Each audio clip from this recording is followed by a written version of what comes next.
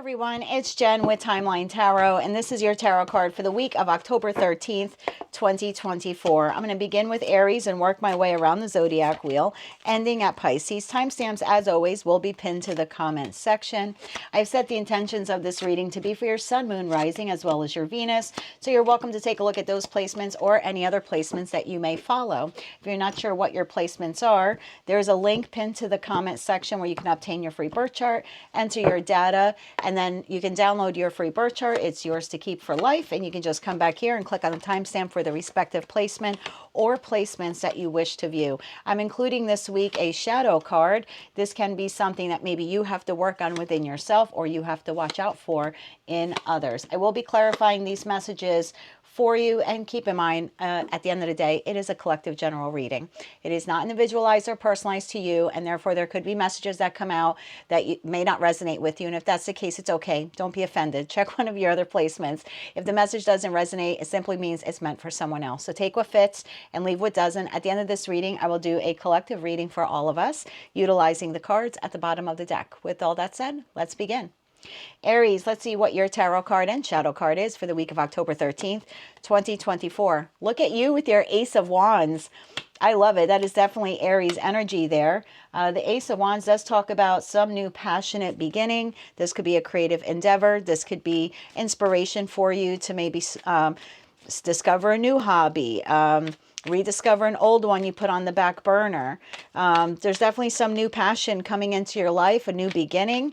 I love the Ace of Wands card. The Ace of Wands is what the Page of Wands is holding in tarot. And the Page of Wands, as if you've seen my readings before, I always say is the minor arcana card to the Fool card. So yeah, we've been seeing this in your reading a lot, where you are on the precipice of change and something new and exciting. So let's see what this is all about for you this week, my friend. Please clarify the Ace of Wands in the upright for Aries. One more shuffle here, please, and thank you.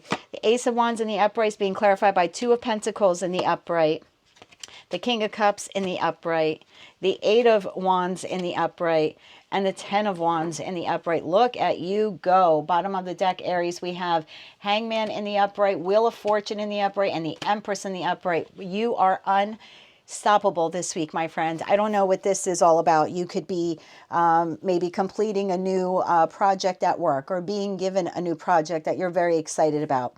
You know, the Two of Pentacles card is an individual who has multiple priorities. They're trying to balance out their time. This is someone, though, who is very good at negotiation or at adapting.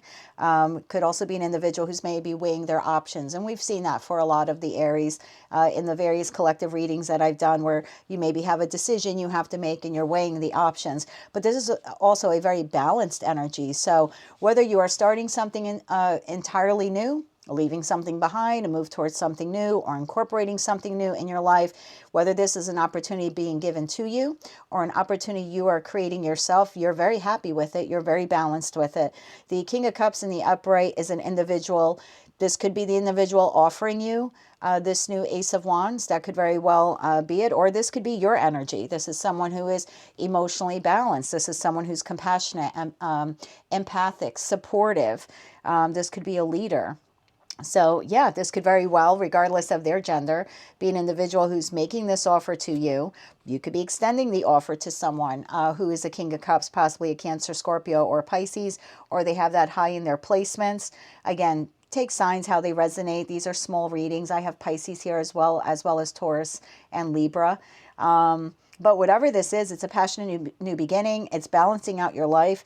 You are moving towards it very quickly. The Eight of Wands in the upright is the second fastest card in tarot. So again, whether this King of Cups is making you this offer and it's coming in quickly in terms of communication, or it's an offer or an opportunity you are generating yourself and you're moving quickly towards it, I see that whatever it is for you will yield quick results. And I think that's what you want. And the Ten of Wands in the upright tells me that, you know, even though this might be an extra responsibility for you, or there might be some hard work in you getting this done, you know, this is also the end is in sight. So for some of you, this could be a project that you've had for quite some time that you've been working on, that you've been trying to balance. And this week you could be feeling really good about yourself because you're nearing the end of the project, or you're nearing the completion, right? The burdens are almost over. I call it the 10 of Burdens card. So whatever this is for you, whether it's something of the past, which is coming to an end and you're very excited that it's coming to an end because you have completed it, or it's something new that you're generating for yourself or someone is offering to you.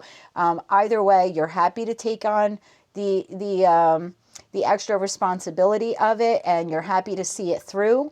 And it does help you relieve burdens that you have been carrying. So it'll be different for all of you, but I really like this. I mean, when we look a little bit more out into the future, because remember, energy can bleed over into next week. So even when we're looking into next week, you know, the Hangman in the upright says there's a new perspective. Can be like enlightenment, can be acceptance. It could be a release. So this could be the release of those burdens. Whatever this is for you, it is good luck. The Wheel of Fortune is in the upright. That's a karmic life cycle, but it is a good one. It's a turning point. It's destiny. It's inevitable fate. I really like this energy for you. The Empress talks about abundance. It's nurturing. It's fertile. If this is a business you're trying to get off the ground, it will be financially fertile for you.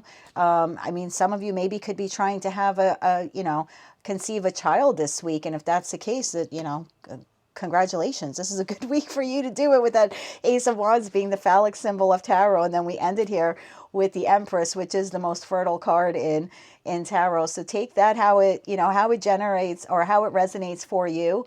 But I like this. This is action packed, but it's good action. Again, whether you're creating it for yourself or someone is extending this offer to you, I feel like it leaves you stronger, better, wiser, and for some of you, even financially more abundant at the end of it, and definitely balance, whether this is going to financially balance you or emotionally balance you. So this is a really fantastic week to be an Aries. So I'm really happy and I'm really proud of all of you. I know some of you have been struggling lately, so it's nice to see some good news come your way. So I love that for you, Aries.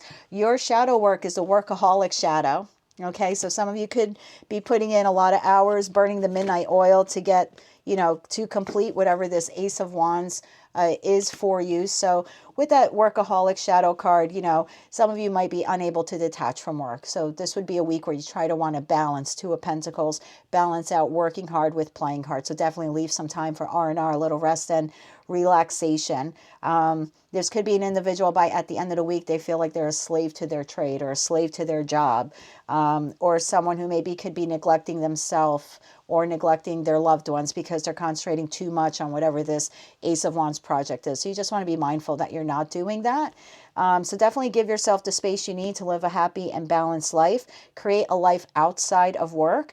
And if you feel like that message doesn't resonate for you, then there's someone very close in your energy who maybe needs your help this week in balancing out their work and play, because they could be overworking, and that could then be affecting you if they are neglecting you. So definitely take that shadow card either for yourself as an advice, or what to look for in an individual who's very close in your energy. Again, just to make sure that by the end of the week, neither you nor they are burnt out. That's what I have for you, Aries. Love this message for you, my dear. If it did not resonate, just check your other placements, Sun, Moon, Rising, as well as Venus, and definitely click on that timestamp for the collective reading at the end, because I will do a general reading for everyone watching. Until I read for you again, Aries, I am wishing you light, love, and peace. Hello, Taurus. Let's see what your cards are for the week of October 13th, 2024. We have Page of Wands, which I just mentioned in the Aries reading. Sometimes your readings are similar to Aries. So if you are a Taurian, Aries cusper, meaning you're born within a couple of days of Aries season ending and Taurus season beginning, you may want to take a look at that Aries reading. So I like this for you. The Page of Wands, this is a new beginning. This could be a new direction you want to take in your life. Whether this is changing environments, changing your work situation, your living situation. This could even be regarding your connections, whether they are platonic or romantic. But something is urging you, I want to say, from within to prepare. Like this is preparing you to make a move in a new direction. And this is the overall energy. So tell me more about this for the Taurian collective this week. One more shuffle here, please, and Thank you. The Page of Wands is being clarified by the King of Pentacles in the upright. Well, there you are. Beautiful. The Page of Wands in the reverse. Now we get the same card in a different deck, but in the reverse. So we'll see what that's all about. We have the Fool card. Well, I think some of you are going to, whatever this is, you're going to do it anyway. And the Magician. So out of a very simple 5-card spread, 2 of your cards are major arcana cards. Well, make that 3 with the Star card. Oh, and then we have the Hierophant. I'm ringing your bell because that's your power card, the Hierophant. And we have the Lovers in the upright with the Wheel of Fortune in the reverse. This is very, very heavy. I almost want to say like divine intervention for you this week. So please keep an eye out for any like signs and synchronicities this week. King of Pentacles. We don't read body parts here on this channel, right? So this is the energy. The energy of the King of Pentacles is someone who is financially secure. This is an authority figure. This is someone who is disciplined. This is someone who is generous. This is an individual who seeks opportunities to grow their financial fortune. This is the family man / family woman in tarot. I feel like some of you want to take a risk this week, but you're afraid to. You're lacking direction. That Page of Wands in the reverse, you know, your energy is the Page of Wands in the upright. So it's like, what are you preparing, you know, to move forward towards in the future? So there is some new direction here that you've been floating with, again, regarding a particular situation, environment, or connection. And the King of Pentacles is telling me you feel very solid and stable in this decision. So you're like, yep, this is the way forward. But then the Page of Wands here in the reverse is like, but there's a delay. And there's either a delay because you're lacking direction or you're lacking confidence, or you could even be having conflict with others in regards to this new direction. So this is something you really want to do, Taurus. And again, it'll be different for all of you. But when it gets down to the nuts and bolts of doing it, you stop yourself. You stop yourself just short of taking the action this week, which is so ironic because you're manifesting a new beginning. The Magician, you know, is a manifester. This is an individual who, I don't want to say dreams, but yeah, thinks, dreams, creates, believes their wishes into being. This is an individual who co-creates with the divine, right? As above, so below, and also as above, so below. So thinking these positive thoughts, you know, a lot of times we manifest without even thinking about it. Because if you're constantly coming from a place of positive thinking, whatever you're thinking now actually becomes a positive manifestation, right? So if you're always in a negative mood, you're going to get negative outcomes and things. So a lot of times we manifest without even realizing it. But this week you are all in the positive. I'm going to get to that Wheel of Fortune in the reverse because that's the bad luck card in tarot. So I'm going to actually clarify that for you. But here I see you very solid, stable, and resolute about a new direction you want to take in your life. You stop yourself just short this week of doing it. It's almost like you're manifesting a way how to get rid of the delay, because there's a stumbling block or there's an obstacle. Now, this could be anything, right? This could be you want to leave your job and you've been very resolute and you've made the decision, I'm leaving my job. But you stop yourself short from quitting this week because you don't have a new job lined up, right? That would make total sense. So what do you do then? You manifest a new job and you put out your resumes and you put out your applications in the hopes that you can find a new job and then you can move forward. Okay, so for some of you, it could be something like that. For others of you, you want to get out of an environment. Maybe you want to change your living situation, but you know, it's not something you could do immediately. Maybe you have to sell your home. Maybe you have to find a job in a new location, right? Again, there's lots of nuts and bolts of things that you have to do before you can get to where you want to be. So again, there might be a delay, but then there you are again, manifesting the new place to live or the new place to work, or again, it's almost like you're manifesting the removal of the block. And if this is a relationship that you want to exit or even enter, there's a delay here in you leaving it or entering it. So you're not quick to do either this week, but you are manifesting again, almost like praying that the block be removed.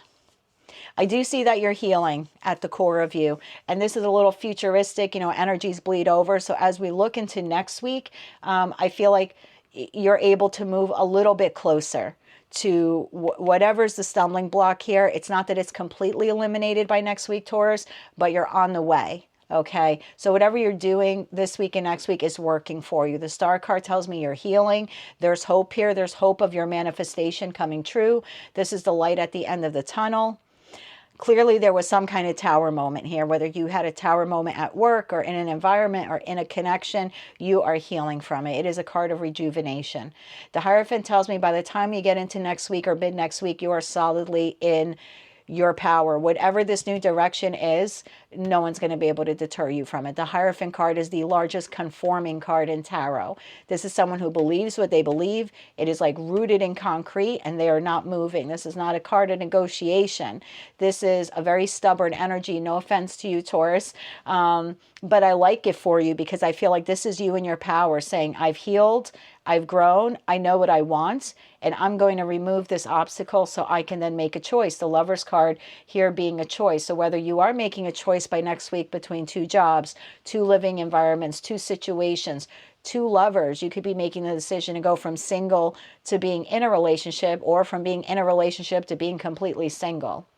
And I want to clarify that Wheel of Fortune of bad luck there because, you know, the Wheel of Fortune in the reverse, I know it gets a bad rap. A lot of readers say it's bad luck, but it also means someone who's resisting change.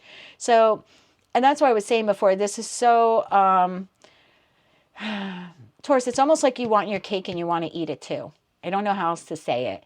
It's like you don't want to be in whatever this is, but you don't want to be the bad guy to make the decision, right? So you're manifesting a way out, but you don't want to be the one to make the decision because you're resisting the change.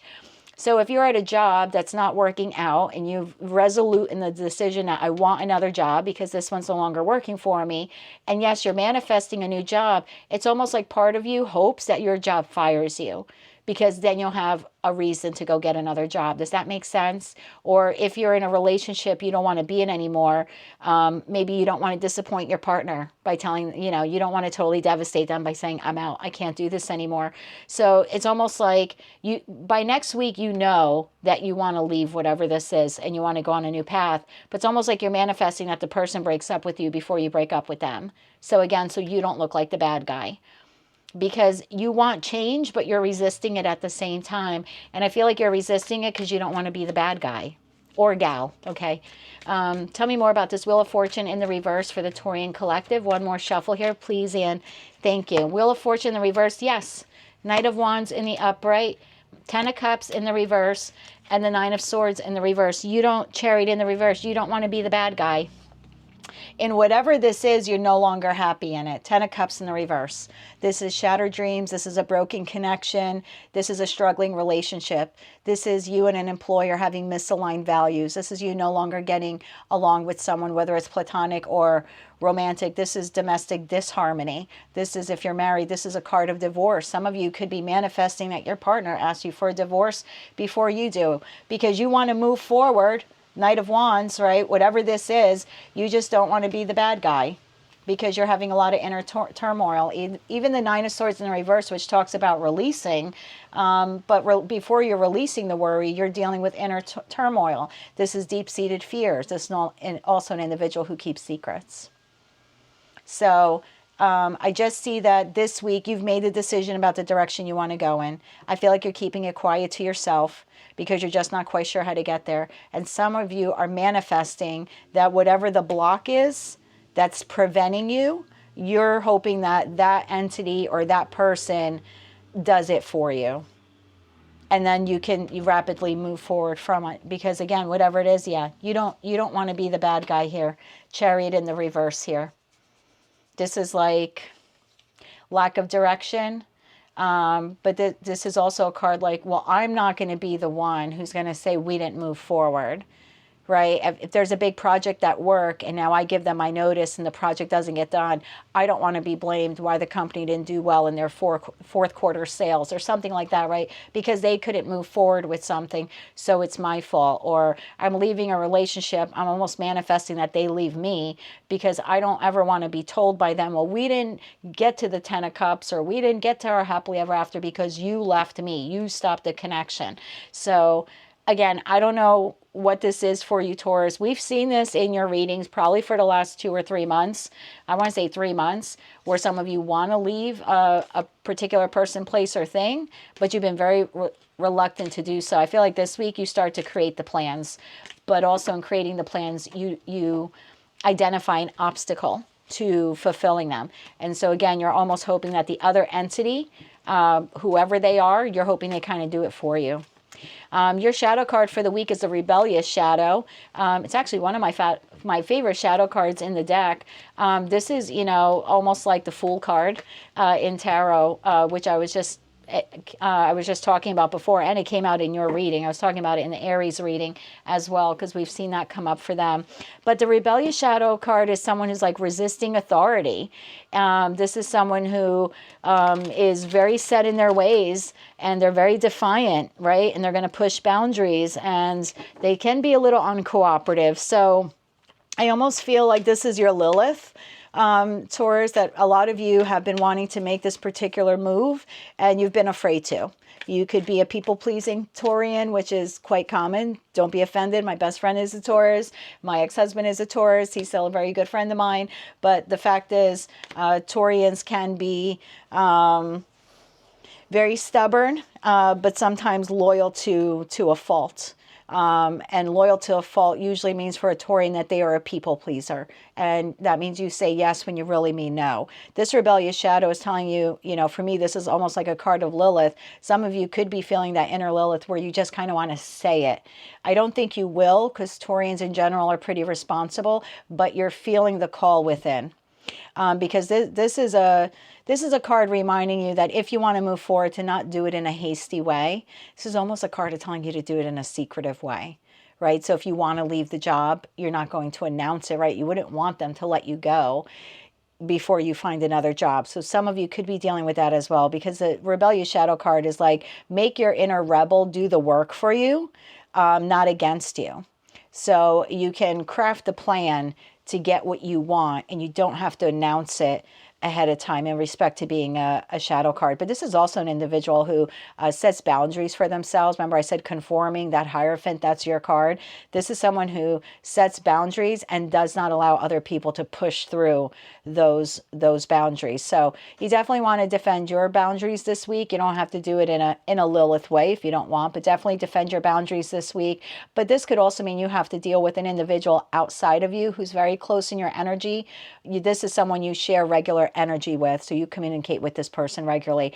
This individual could be defiant. This individual could be pushing your boundaries. This individual could be uncooperative this week with you. That it might be what pushes you to actually do what it is that you want to do here. So that's what I have for you, Taurus. Whether this is you or someone you're dealing with this week, someone is putting some really hardline boundaries in place, and yeah, I pray for the person who tries to cross it either way, because this is a very strong Lilith energy. This is like, don't F with me energy. So if it's you, Taurus, maybe, I know you don't, that's usually not your energy, but this week some of you definitely could be feeling it, especially with that full moon in Aries coming up. So that's what I have for you, my love. If that message did not resonate with you at all, just check your other placements, Sun, Moon, Rising, as well as Venus. But if it did, I would appreciate a like, share, and subscribe. And until I read for you again, Taurus, I'm wishing you light, love, and peace. Hello, Gemini Twin Gang. Let's see what we have this week. We have the Six of Wands. I love this for you, Gemini. This card talks about, you know, are you ready to be recognized for all of your efforts? This is victory. This is success. This is vitality. This could be a card of ego.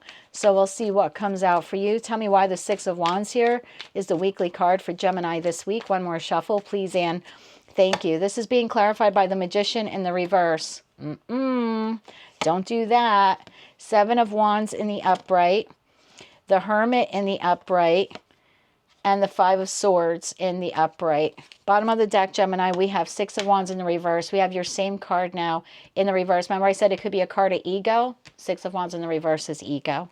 Okay, you have Five of Wands in the upright, and you have the Hierophant in the reverse, which really could be just like the Devil card, because if this is the biggest conforming card in tarot, the Devil would be the largest nonconformist. So Hierophant in the reverse, sort of could have that same feeling for me. So I'm going to clarify for you this Magician in the reverse as well as the Hierophant in the reverse for you, Gemini, and then we'll get into your reading. Why is the Gemini? Yeah. Why is the Magician in the reverse here for Gemini this week? You could be dealing with another Gemini. I also have Virgo here on the table. Virgo again. Taurus. Tell me more here. One more shuffle here, please, Anne. Thank you. The Magician in the reverse is being clarified by Six of Pentacles in the reverse. Well, I really don't like that. Four of Wands in the upright and the Sun card in the upright. Why is the Hierophant in the reverse here? One more shuffle here, please, Anne. Thank you. The Hierophant in the reverse, this might actually be a good thing for you, Gemini. Remember when I said the Hierophant in the reverse is the devil? We got the devil. Okay, and it's in the reverse. So that was the feeling I was getting. This is not a bad thing. And then the devil in the reverse came out. I like this, Gemini. Nine of Swords. All right, well, you make your way through it. Knight of Cups there. Okay, Gemini, it's not a terrible reading, okay? There's something here that you want in your life. I don't know what this is. Person, place, or thing, okay? You want victory with it, or you want it to recognize your efforts. Or maybe some of you have achieved something recently and you feel like you didn't get credit. So you could be a bit in your ego this week. You either want whatever person, place, or thing this is, or you want it to acknowledge you in some way, or acknowledge your efforts, or acknowledge your achievements. The Magician in the reverse, to the Six of Pentacles in the reverse, to the Four of Swords in the upright, to the Sun card, tells me you're doing a little bit of manipulation to get what you want this week. I don't know what manipulation that is. It's different for all of you. Now, this could be because you're feeling insecure, right? Maybe you have achieved something and you don't really have anyone cheering you on like they should. And some of you could try to be manipulating it a bit, manipulating the people around you so they can pat you on the back and say, you know what, Gemini, job well done. Okay, sorry we didn't recognize what you did last week or last month. There could be a feeling like that. There could be a feeling here like you did accomplish something, but you didn't get credit. So now you're going to kind of over-exaggerate what you did, hoping that that gets someone's attention. Again, so you can receive some sort of credit. Some of you could be trying to win something or someone, because the Five of Swords in the upright could also be an individual who's trying to win at all costs. So when I see winning at all costs and I see that card of ego there, Six of Wands in the reverse, and I have the Magician in the reverse, some of you could try to be manipulating a particular person, place, or thing so you have victory with it. Again, it'll be different for all of you. The Six of Pentacles in the reverse, this could be financial, okay? Some of you could be having some financial issues, or you had financials, I should say it that way. Some of you have had financial issues and you've risen above it, okay, with that Six of Wands card. And maybe you're not getting credit for doing that. Maybe you're not getting credit because, you know, you've balanced out your debts, or you were able to pick yourself up by your bootstraps and you didn't ask anyone else for help. And now you're just like, wow, not only did they not help me, no one's even saying job well done, Gemini, like you did it, you kept the lights on all by yourself. And that certainly could put someone in their ego a bit. I also want you to be mindful you can have an individual very close in your energy who wants victory with you. They want the Six of Wands with you, but this is an individual who breadcrumbs you and manipulates you. So I want you to be mindful of that as well. And that could be any connection in your life that's platonic or romantic. This could be someone where there's strings attached, or they breadcrumb you. This is a relationship that's not fair. This is a relationship that's not in balance. And this individual could be trying to manipulate you this week to make the relationship more balanced, or to make you think it's more balanced, or to make you think they're going to work at making it more balanced. I'm also getting the energy here, Gemini, for some of you, that whatever this victory is that you want, right? And I don't know what this is. You're trying to land a job. You're trying to land a new place of employment. Some of you could be trying to land a person, okay? Whether it's a past person or a new person. You could be a bit in your ego this week and trying to manipulate that, again, person, place, or thing to come your way or to choose you, because you could find whatever that whatever that is, or whatever who that is, you might, you know, look at them as if they're your complete happiness, or being with them makes you happy. You could be thinking here like, oh, if I only land that job, I would just be so happy, right? I'd be the happy, or if I can get that apartment, or if I can get that house, I'll be so happy. Or if I could just be with that kind of person, or that person, right? Maybe you've identified them already. You're like, if I could just be with that person, all will be well.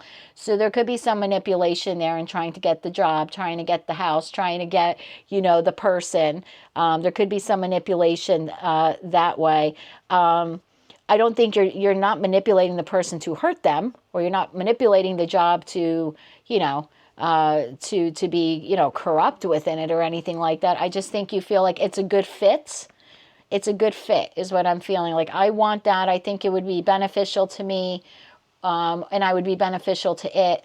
Or I want that person, I would be beneficial to them, and I believe they'll be beneficial to me, because I do think that, you know, we can collaborate and we can heal one another, and we can make one another really happy, whatever this is, situation, environment, or relationship, whether it's platonic or romantic. So just be mindful, you could be manipulating a situation like that because you feel like in the end it is the best for all involved, or someone could be doing that to you.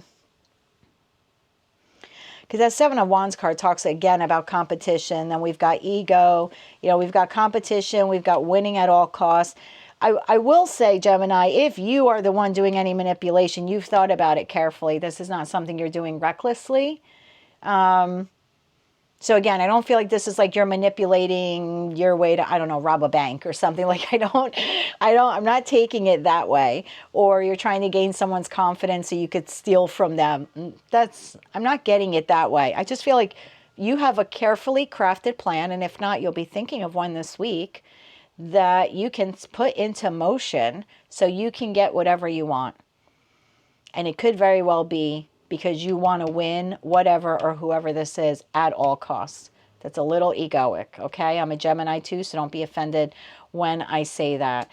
Again, that Five of Wands now talks about competition. It's like I'm going to beat out the competition.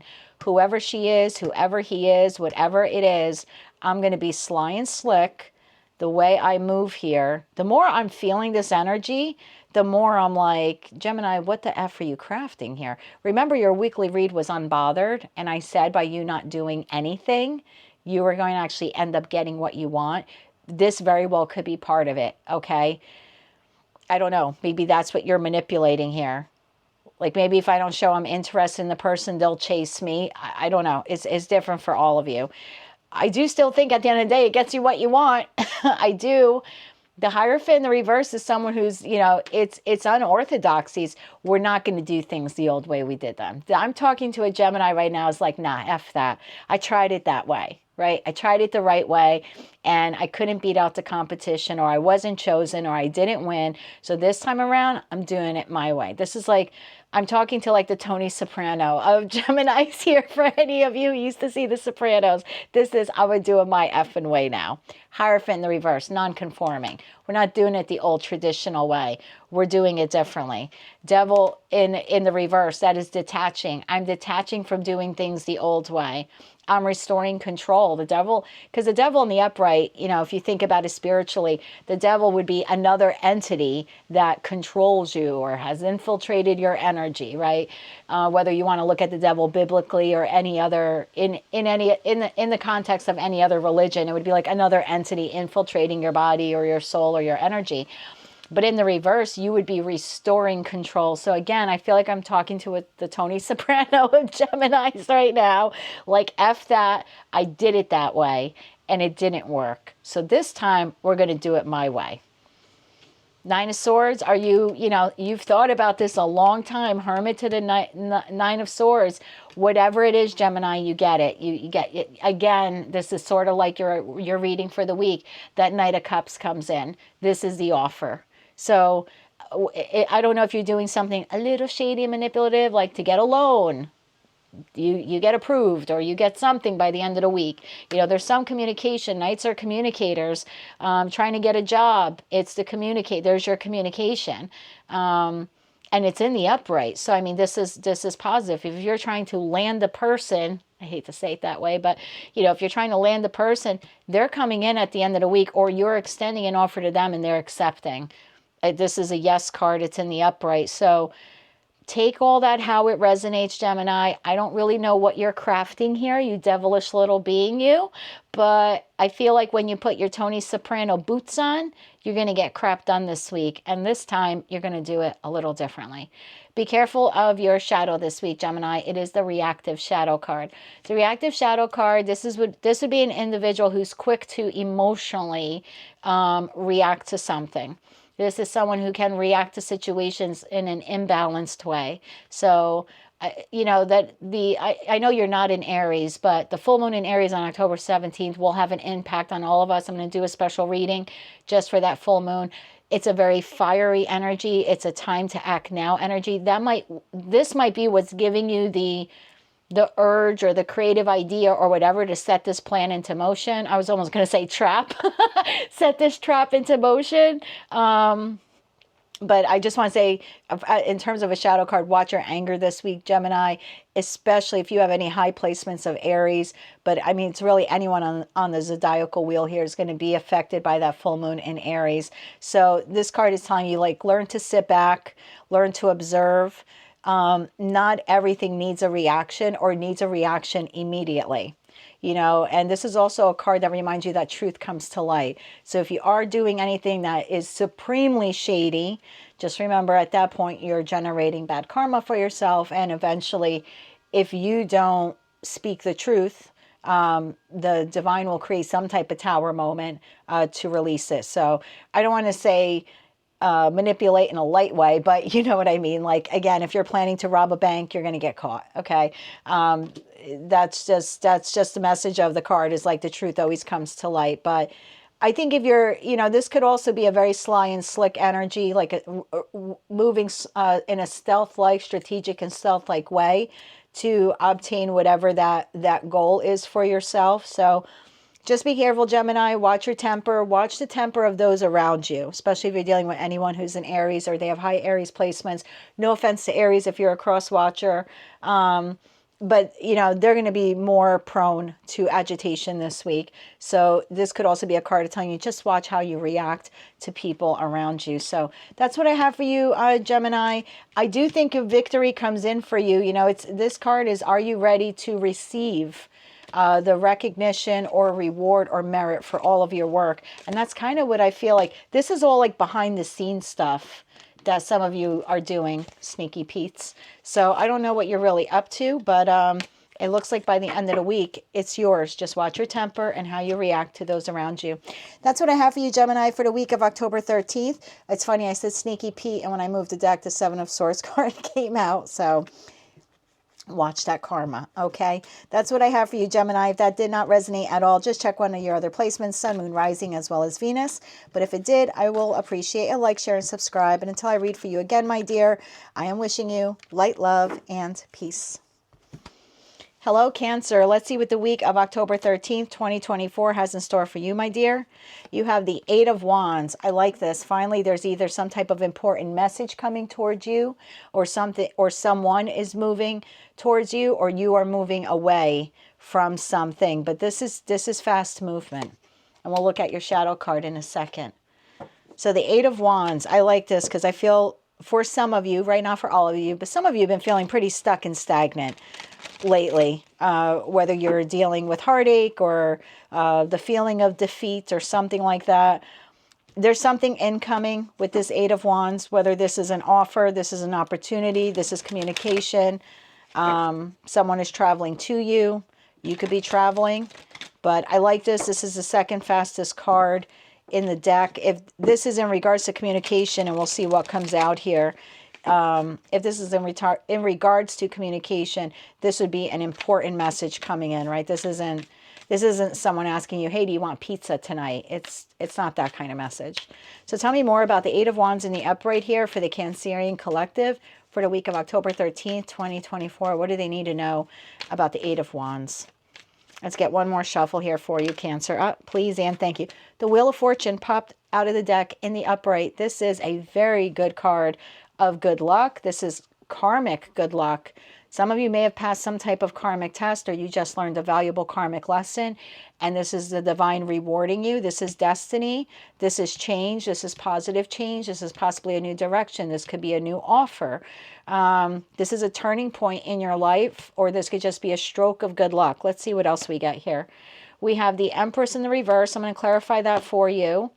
We have the Knight of Pentacles in the reverse, and we have the Judgment in the upright. Okay, so out of 5 cards here, 3 of your cards are major arcana cards. Bottom of the deck, Queen of Wands in the upright, Ace of Cups in the upright, and Knight of Swords in the upright. Beautiful, beautiful energy. I don't know why you have so much anxiety. You're still feeling overwhelmed or indecisive or not good enough. You know, when the Empress is in the reverse, when the Empress is in the upright, whether you're masculine or feminine, right, that would mean that you possess the best qualities of all 4 queens or the best qualities of all 4 kings. And when it's in the reverse, 1 or more of those kings or queens would be in the reverse. And this is telling us right here what's in the reverse, King of Pentacles. So some of you, if you've been having some financial issues, this could be making you feel like you're not good enough. Some of you could have been overindulging with your spending, and maybe it was something you really couldn't afford to do. Okay, because this could, you know, what we've been seeing in your readings lately is some of you are going through, I don't want to call it a pit of despair, but some of you have really hit rock bottom emotionally because you've had some big things in your life change or come to an end, okay? And this is just a message for some of you. This could be a week where you decide to spend money you don't really have to try to make yourself feel better. I feel like that's a sidebar message for some of you, because this could be someone who's overindulging on money to the point where they almost go broke or they end up in credit card debt. So you don't want to be financially inept, right? This could also be a card of vices. So again, this could be like gambling a lot or going to the casino a lot. Maybe you're a smoker and you smoke a pack a day. King of Pentacles in the reverse is like, well, maybe now you're up to 3 packs a day. I don't know where you live in the United States. Where I live, cigarettes are like almost at $11 or $12 a pack. So if you're smoking 3 packs a day, I mean, that's put you at almost $36 a day. That would be someone who's financially inept, because maybe you really can't afford to spend $36 away now. Maybe you're charging the cigarettes, or if it's alcohol, or if it's gambling. So this could be someone who's overspending on vices to make themselves temporarily feel good.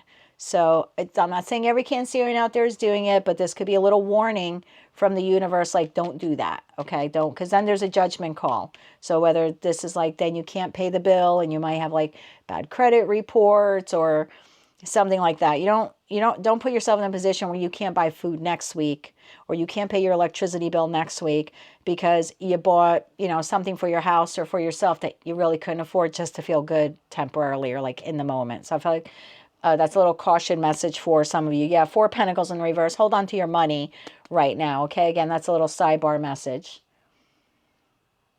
For those of you where that's not something you're doing this week, but you've been having financial difficulties up until now, so let's say you've been trying to apply for a loan, I feel like it comes in. The Knight of Swords is the messenger. The Ace of Cups is the new opportunity. And the 8 of Wands here is a very important message. So if you've been like applying for a loan or some type of financial relief or financial aid, I don't know if you're like, if you're anywhere in the world where there's been like war or crisis, okay? I don't know if your region or your territory or your country provides some kind of financial assistance, but you may have been on a waiting list for that. If that's the case, this week could be that turning point for you, where now the help you've been waiting for comes in, whether that's food, whether that's supplies, whether that's money, something like that. If you're in the United States and you just survived those back-to-back hurricanes, this could be like FEMA assistance or information coming in from like your insurance company. Like maybe this is the week they're going to contact you and say, we're sending out someone to like survey your land or survey the damages. Or they could be cutting you a check this week, again, trying to help you out from this financial pinch. If you've been without a job and you've made it your job to find a job, because you're really putting in the time and effort to get applications out there and go on interviews, and you're sending out your resume and all that good stuff and doing your follow-up calls, then you have a job offer coming in. Whatever you've been putting hard work into, you're about to receive karmic rewards for it, positive karmic rewards. This is like the divine coming in and calling judgment for you, okay?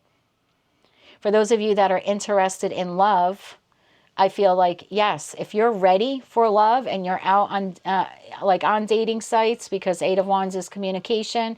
If you're on dating sites, or maybe you're even out in the 3D, I'm sorry, I keep looking out the window. I have a pretty little view of Main Street where I live in my tiny little one-horse town. But whether you like, you're out in the 3D world and you're out dating and you're going out places, meeting people or whatever, yeah, I feel you very well could meet someone. If you're already in a relationship, that there have been some issues with the relationship, I feel like there's an offer coming in. There's, at the very least, there's a conversation. So whether this is new love, whether this is a renewal of love, or a current relationship that maybe's been on the rocks. I mean, Judgment could talk about reconciliation. Ace of Cups could definitely be a renewal or a proposition. Someone could be proposing. I mean, for one or two, it could be marriage, but I'm taking this more like a proposal, like let's have a discussion. Eight of Wands, Knight of Swords, Ace of Cups. Let's talk about this love connection, or let's talk about how we can restore this love connection. You could be dealing with a Libra this week, or a Taurus. I have Taurus, Virgo, Capricorn. I also have Aries, Leo, Sagittarius, and Gemini, Libra, Aquarius. But it's a small reading, so you know, take all that how it applies to you, if it applies at all. But I really like this for you. It's definitely positive. And again, for some of you, just watch your money spending this week. I feel like that's really the only message here. Other than that, this is really good energy, okay? Because I feel like, again, some of you have been stuck or stagnant. And as long as you watch your money flow, I think you have a great week ahead of you. Be careful of excessive shadow. Remember we were just talking about. So the excessive shadow is someone who goes beyond what is necessary. They spend more money. They spend money they don't have. They go into credit card debt. This is an individual who would be doing too much. So you want to monitor your time this week, or your energy. How much are you investing into others, other people, places, and things? Is it balanced with the time or energy you're giving to yourself? Same with money. Don't overspend on other people this week. You may be doing too much, or investing, again, too much. This is also a card that makes you want to pause and stop and say, what have I been a slave to, right? The excess shadow card is like, have I been thinking too much about something, or thinking too negatively about something? Am I being overindulgent on a particular vice or a toxic trait? This is also a card that makes you like want to pause and look at yourself and be like, oh yeah, I really have been doing that. Maybe I shouldn't do that. Maybe I shouldn't think so negatively. So yeah, just be mindful. For some of you, there's an imbalance here between work and home life, and this is telling you make sure you find time for rest and relaxation. For others of you, you go overboard giving to others and you leave yourself depleted, and this card is telling you don't do that this week, or at least you shouldn't do that this week, right? You have the divine gift of free will. So it's like, do everything in moderation. Spend in moderation, support others in moderation, support yourself in moderation. Like, just do what is necessary. There's no reason to go beyond, right? There's no reason to do anything in an extreme way that causes an imbalance for you. The Empress in the reverse. So sort of feel, I like that these cards came out together. You saw me shuffle them at the beginning of the reading. So I just feel like it's added confirmation here for you. But other than that, this is really good energy. I feel like you're coming out of crisis mode, whatever, and that's different for all of you. But there is some sort of important message or communication or fast movement coming in. And, you know, you might have to think very quickly about this offer, accepting this offer or responding to this person, because the Knight of Swords could also, you know, I almost feel like the Queen of Wands is offering this Ace of Cups to you. That's kind of how I'm taking it. And it doesn't have to be a queen, right? Because we don't read body parts. So, and it doesn't necessarily have to be an Aries, Leo, Sag, but it's someone who's confident, and it's someone who's determined, and it's someone who is very independent. This could be someone offering you a job or offering you a loan. This, you know, this could be a partner, you know, this could be a friend coming back from the past.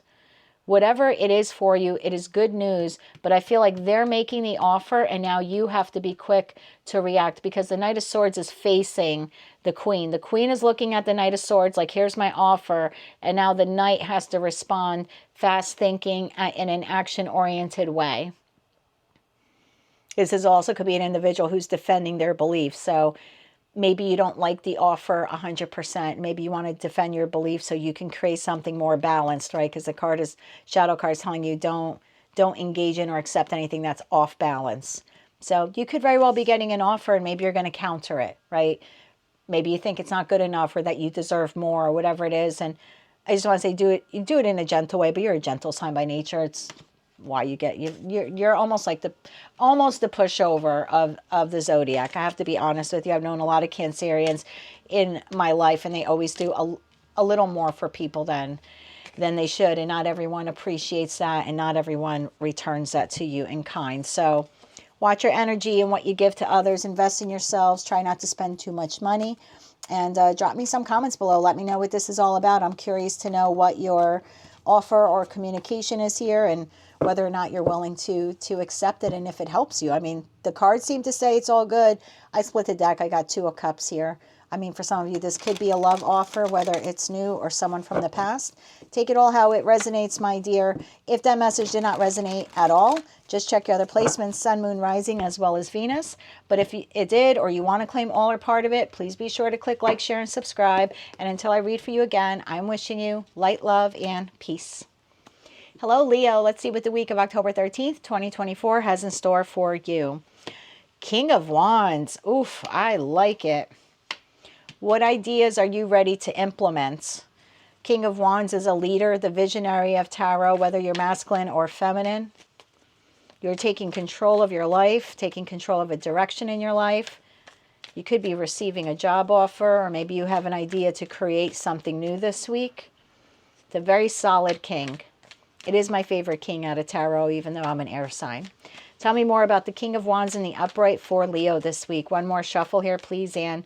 Thank you. King of Wands is clarified by Queen of Wands. Well, I'll be damned. And I'm using 2 different decks, right? 9 of Pentacles in the upright, 7 of Pentacles in the reverse, and the 10 of Cups. Okay. What are you doing? What, do you think it's fair to rub this in everyone else's face?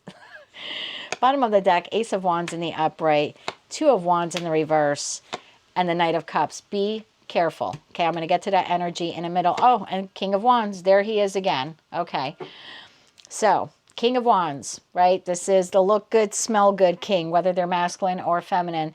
This is someone who likes to overcome challenges. They see things outside of the box. This could be you. This could be someone in your life, or someone new coming into your life. Only you know if you have someone, right? If you have someone, this is the person you're with. If you don't have someone, this is the person coming towards you this week. I feel for a lot of you, this is a love reading, but take it how it resonates. For me, it's looking like hot, passionate love, to be quite honest. If this is a love reading, King of Wands to the Queen of Wands, the 2 of you are highly sexually compatible. The King and Queen of Wands, let's be honest, out of the 4 suits of tarot, y'all have the most sex, okay? Or at least the most enjoyable intimacy. It's hot, it's spicy, and that's because both of you are both, can be egoic. You take care of yourselves, you take care of your partners, you both share a joy for life. You're both very focused, very determined, and very confident. And so the King and Queen of Wands for me always ends up being, regardless of their sign, just the energy, the 2 best suited, King and Queen in tarot. The 9 of Pentacles tells me either you're single or this person is single. I want to clarify, is the 9 of Pentacles Leo or the person coming towards Leo? In the upright, yes. In the reverse, no. Is the 9 of Pentacles Leo? Yes. So I feel I'm speaking to a single Leo. Okay, I mean, maybe you're partnered or married. I'll get to you in a second. If you are a single Leo and you've been taking care of yourself, enjoying the fruits of your labor, building up your confidence, taking care of your financial stability, being in harmony with yourself, I feel like you have a counterpart that's coming towards you. For some of you, it's a past person returning. For others of you, it's an entirely new person. If it's a past person, it's someone that you had disappointments with. 7 of Pentacles in the reverse. This would be a relationship that never made it to the 10 of Pentacles. Maybe there was a lack of long-term view, or the 2 of you were not on the same page, or maybe you didn't have the same goals for the relationship, or maybe there was some success in the connection, but it was limited. You could have felt that you were investing more in the connection than they were, or vice versa, and that could be why the connection came to an end. You either had a family with this person or you want a family with this person. So if this is a past person, yeah, things didn't work out in the past, but you're kind of a new Leo at this point. And I feel like this very well could be a person from the past who is coming in for this new passionate beginning, or I was going to say re-beginning. That's not even a word. Restart could be coming in, wanting an entirely new passionate restart with you. The Two of Wands in the reverse, again, tells me there's some lack of planning. So just be careful. When I see Two of Wands in the reverse, and then I have the Knight of Cups in the reverse. Knight of Cups in the reverse for me is the junior love bomber, because this is someone they can be unreliable. This could be someone who's maybe a little jealous. If it's a past person, they think you've moved on or you're about to move on, and maybe that's why they're coming back in. The Knight of Cups in the reverse, like all knights in the reverse in tarot, are not very trustworthy knights. So just be careful. You know, any knight in the reverse is prone to create some type of disappointment for you. So again, if this is a past person coming in, where the relationship didn't work out for whatever reason, they're seeing you looking really good this week. Like, whether or not you have your crap together, to them, you appear to have your crap together. And this week, you look like the ultimate prize to them, whether you're masculine or feminine, with that Ten of Cups. And so I feel like they are coming in with some junior love bombing energy here, wanting this passionate restart. Just be careful, because it's a very non-committal energy off of these two cards. This is someone not really planning for the future, and who's a bit untrustworthy, okay? If this is an entirely new person, sort of the same thing. You're looking good, smelling good, and you probably make them feel good if you if you give them the time of day, but they're not looking for a solid commitment. So just be careful. If you're out there single and you meet anyone new this week, they're in it for a good time and not a long time. And that doesn't mean that it can't change, okay? I don't want to scare you away from new people. I'm just telling you, as of their energy right now, this is someone who's a bit of a player, okay? And again, that doesn't mean that they can't turn into the King of Wands in the future, because we see that future card there for them. But at least for this week, this is like just let's have fun energy. If this is not a romantic, if you don't want to read this as a romantic connection and you want to look at it as platonic, you very well could have an individual come towards you this week to either offer you a job, offer you a business opportunity, offer to start a business with you, ask you to become a partner. King of Wands to Queen of Wands could be two people going in on an investment, on a new passion project. Either way, if it's platonic or romantic, the person coming towards you is a bit of a gaslighter. Well, I shouldn't say gaslighter, more of a love bomber. So if this is a new job, they're going to talk it up and tell you it's the best job ever and you're going to love it. It has all these benefits. It's not really the truth, okay? And if this is a business partner, kind of the same thing. Like, if this is a friend and this is a family member and they're trying to get you to do something or go somewhere or buy something or whatever this new idea is, they're going to talk it up. And same thing if it's a new lover, past lover, whoever it is that's coming in and making this Ace of Wands offer to you, they're talking it up. And they're talking up something they, at the end of the day, they can't support. So I'm in it for the long run and I want to get married. They really don't believe that this week. Again, I'm not saying they can't change, but that's not true. That's not true this week, okay? I have to be honest with you because I want you to make decisions that are best for you. And always use your discernment, discretion, and intuition, okay? Don't make every life decision dependent on me or any other tarot reader. This is just here for guidance, okay? So take it how it resonates to you. Definitely either someone from the past, like someone you've known, or someone entirely new coming into your life with a new beginning. That new beginning will be different for all of you, depending on whether or not this is a platonic or romantic connection. Just be careful, whoever it is. You're looking really good this week. Whether you are or not, I don't know. Some of us, you know, I have my days where I put on the face like, yep, I'm king, you know, crap, and I got all my crap together, and inside I'm just like falling apart. So, you know, maybe that, you know, some of you could resonate with that, but to the outside world this week, to this person, you are looking like a million effing bucks, okay? So yeah, you have really high appeal to them. And that might be why they're talking up whatever it is they're offering, because maybe they don't have the confidence, you know. Let's get 2 cards on the King of Wands. The King of Wands, you know, may not be very confident this week. You might intimidate this person, whoever he or she may be. Tell me more about the King of Wands' energy this week for Leo, please, and thank you. We have the Emperor. Wow. Ah, see? And the Queen of Swords in the reverse. That's my gaslighter. Oh, and then we have the Devil card here. So just be careful, particularly if it's a past person, okay?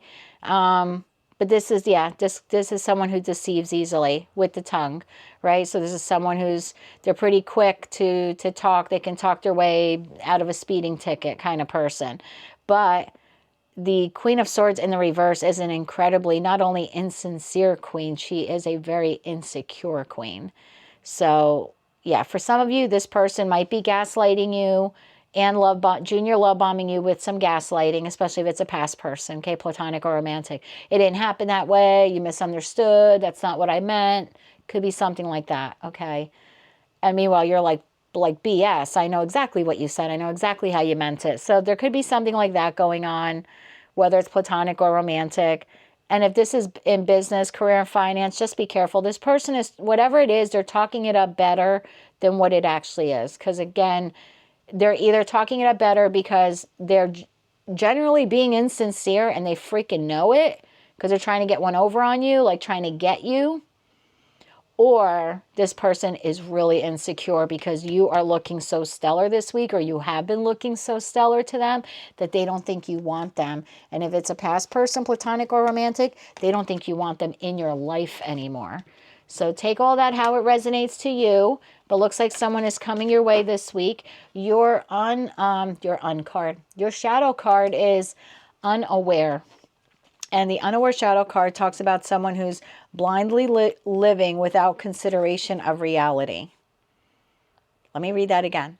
Blindly living without considering reality. So tap into your intuition this week. It's really interesting that that shadow card came out for this person, okay? Because it's you know, this card is urging you to take off the rose-colored glasses or to take off the filters and to see the people and places and things around you for who and what they truly are, based on your perception, based on your knowledge, not based on any false realities that they may create. This is telling you, like, not to go through your life blindly, or don't immediately take people at their word, okay? So really interesting that that's a shadow card for you this week. So, yeah, it's telling you don't be oblivious. Be very, like, observant this week, okay? Look for the blind spots. Look for the red flags. Don't let anyone get anything over on you this week. But you're a pretty sharp sign as a fire sign. I think all the fire signs are pretty sharp. I was going to say I think you're the second sharpest fire sign, but when I'm looking at Aries, Leo, and Sagittarius, honest to God, I think all 3 of you are tied for first. So tap into that, my friend. Don't let anyone blindside you this week. But that's what I have for you.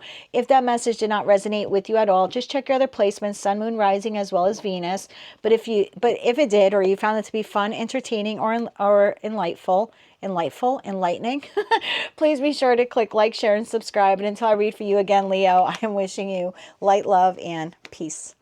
Hello, Virgo. Let's see what your messages are for the week of October 13th, 2024. Page of Swords. What situation in your life requires analysis and research? Interesting. Okay. Tell me more about the Page of Swords. Are you inquiring on something this week? Person, place, or thing? Because something in your life requires more analysis or more research. Or maybe you're spying on someone or something. Let's see what this is all about. Tell me more about the Page of Swords for Virgo for the week of October 13th, 2024. One more shuffle here, please, and thank you. Page of Swords in the upright is being clarified by the World in the upright. The 9 of Pentacles in the upright. The 7 of Wands in the reverse. And the 8 of Wands in the reverse. Bottom of the deck, 2 of Pentacles in the reverse. Ace of Swords in the reverse.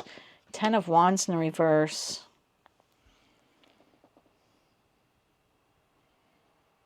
Why is the World card here for Virgo? You're confused about something this week. You're confused. Either because you're overcommitted or something catches you off guard. You're confused. You're overstressed and confused when it comes to like making a judgment call or a decision. Or this is a divine telling you need to rethink something in order to avoid disaster. Okay, tell me more about the World card here in the upright. This would be completion or accomplishment, right? Something maybe has come to an end. Some of you could be inquiring on travel. Page of Swords to the World card. Could be like you're planning vacation or getting just more information. This could be news arriving as well. Tell me more about this. One more shuffle here, please, and thank you. The World card in the upright is being clarified by the Chariot in the reverse, the Fool in the reverse. Oh, boy. And Judgment in the reverse. Okay. Obviously, this is different for all of you, right? But I feel like there's possibly some type of communication or offer or opportunity that you received this week. I feel like this is a heads up for you. Okay, the Chariot in the reverse, and again, I was just telling Leo this, please do not make your life decisions based on tarot, whether it's me or anyone else, okay? These are just guidance, okay? That's how I've always looked at tarot, so just take it as guidance. If you receive this week any type of offer, information, communication, or opportunity, this is the divine telling you, do not move forward towards it carelessly. The Chariot in the reverse in this deck talks about either not moving forward at all because you don't feel confident in doing so, or if you are to move forward, to do it very carefully, not arrogantly. Don't rush into anything. Don't be careless and rush into anything, because the Fool in the reverse is someone who's a fool. There's someone who they're doing something reckless. It's risk-taking, but it's different than the Fool in the upright. The Fool in the upright is a calculated risk. The Fool in the reverse is just a fool, okay? And then you have the Judgment in the reverse, which is someone who's lacking self-discipline. It's someone who's not listening to their intuition. They're not listening to their inner calling. They're ignoring the call. Like they're getting signs and synchronicities. I was going to say symbols. I don't know. Maybe some of you are noticing symbols. Signs, symbols, synchronicities from the divine, from your spirit team, from your loved ones who have crossed over, whatever you believe in. There is someone or something from the other side trying to get your attention this week. And some of you are just like ignoring it, or maybe you're not paying attention that you're seeing the same number on a receipt and the time on your watch. And, oh, also I saw that number on a license plate. Like some of you may not be connecting the dots this week, but I feel like if you get any signs like that, you should probably Google that angel number to see like, what does it mean? I just feel like there's information, opportunity, communication, and offer that comes in this week to most of you. Your cards here are all in the reverse, except for you, Nine of Pentacles. So, the world is saying this is a new chapter, new opportunity. And these three cards are saying be very careful how you proceed forward, because not everything that looks good is good for you. You are the only thing standing here in the upright where you are calm, cool, collected. This is really good earth energy. This is the I'm solid, I'm stable energy. I'm doing financially okay, or I'm financially independent, whether you're coupled or not, okay? We're talking about you as a person. Like this is someone who's very like self-sufficient, okay? You do what you got to do to put food on your table type of thing, okay? Very empowering card. It's my favorite card in tarot, and it's your card. But you're the only thing in the upright. I feel like whatever's coming towards you is not good. The Seven of Wands in the reverse does talk about self-doubt. Maybe that's a good thing, because maybe that's your inner voice talking this week going, I don't think we should accept that, or I can't accept it until I look into it further, right? The question on the Page of Wands card here says, what situation or offer in your life requires analysis and research? So I feel like whatever this is that's coming in, and it might have been delayed getting here, I feel like it does come in, but you need to be really careful. If you agree to it, you may become overcommitted. Two of Pentacles in the reverse. If you agree to go on that trip or buy that thing or whatever it is, or it could create a financial imbalance for you. This is someone who's reckless with their money. So I would be careful if you're tempted this week to buy anything really expensive. I mean, unless you really, really have to, okay? And it's been in the works for a while, but I would still do my due diligence and research and all of that stuff. But Ace of Swords in reverse could be you feeling confused. Remember what I had said at the onset of the reading? Like, I think some of you are confused about something. That was the immediate feeling I was getting. Like, you're not getting all of the truth or all of the information. It might leave you feeling cloudy, or it might leave you feeling confused. This could be you like rethinking it.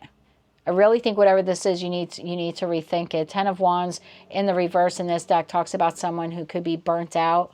So it could be that you're accepting an offer. This could even be an offer to help someone, but it ends up being financially bad decision for you, or you get burnt out, or, you know, I would just be super careful. Even if you're like receiving a job offer this week, research the company. It's so easy to do these days. Like, make sure they're on the up and up. Check them out with the BB&B. I remember one time you know, sometimes I get these memories and I feel like that's a divine saying, like, go ahead, Jen, tell them about it. Tell them about it. So I had a job offer in my 20s and I was so excited because I was 25. I was homeless at 18.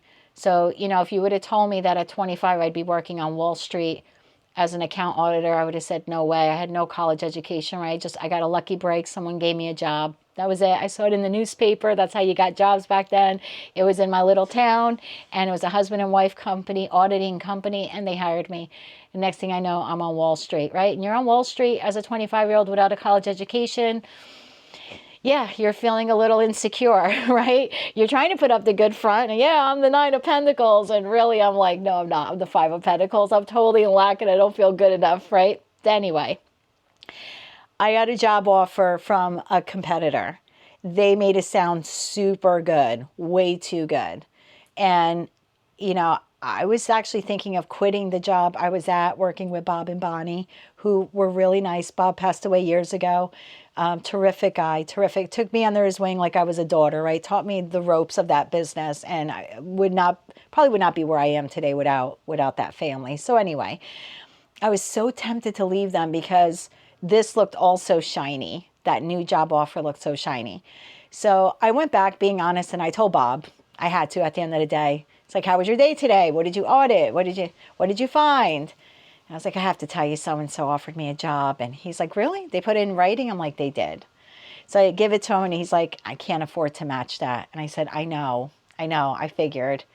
And he goes, I'll give you a piece of advice. Go back and ask them for 3 references. I said, what? I can't do it. Now, Bob knew that they were a crooked company, but Bob was not the type of person to badmouth anyone. And he said, go back and ask them for 3 references. I said, I can't do that. They asked me for 3 references. And he said, if they're a good company, they can give you 3 former employees who will say, yeah, I worked for so-and-so and I had a great time, but I left because I'm on pregnancy leave, or I moved out of state. He's like, do it. So I went back and I asked for 3 references. They gave me 3 references. They must have been very confident in their references. All 3 people badmouthed the crap out of the company. They were like, don't do it. They don't pay overtime. They promise you 4 weeks vacation, but you only get 2. They force you to work on holidays like Christmas. And I was like, oh my God. So whatever this is, even if it's a job offer, go back and ask for the reference. I don't know. Some Virgo watching this needs to hear that. Go back and ask the job for a reference. Can I have 3 former employees who worked for you? I'd like to talk to them about their time with your company. I know that sounds really silly. First of all, it's going to make you sound like a boss. And you can do it in a very respectful way, right? I furnished you with 3 references. This is my future. My finances are at stake. Or you're suggesting, I would have to leave the current job I have to come work for your firm or work for your company. I'd like to make sure I'm making the best financial decision for myself. That will boss you up in like 5 minutes. So some Virgo out there might get a job offer this week and it sounds too good to be true.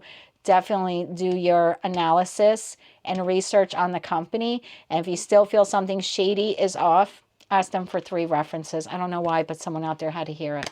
That's what I have for you, Virgo, this week. All that glitters is not gold, okay? Whatever this is, it is not on the up and up. You are. You are, okay? Overbearing is your shadow card. The overbearing shadow card is that a situation or someone in your life, oh my God, you may need space from someone. I'm telling you, something is offering you, something is coming through that's not on the up and up, okay? This is someone who can be overwhelming in their power. They make things sound better than they actually are. This is someone who could be pushy, right? Sign on the dotted line, take the job now, accept the loan now. Like if you're getting, I don't know, a mortgage. This could be a mortgage company. It's making it sound really good. You better read all those little details. When my ex-husband and I bought our last home together in this town, oh my God, we thought that we got at a super high interest rate. It was just the economy at the time.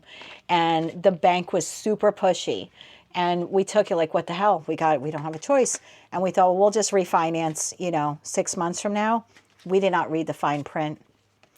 And the fine print said that we could not refinance for 3 years. And we got stuck at and we had really good credit scores at the time. I mean, now my credit score is not that good post-divorce, but at the time we were like in the 800s, and our credit rating was, our credit score, our mortgage rate was 10.75%.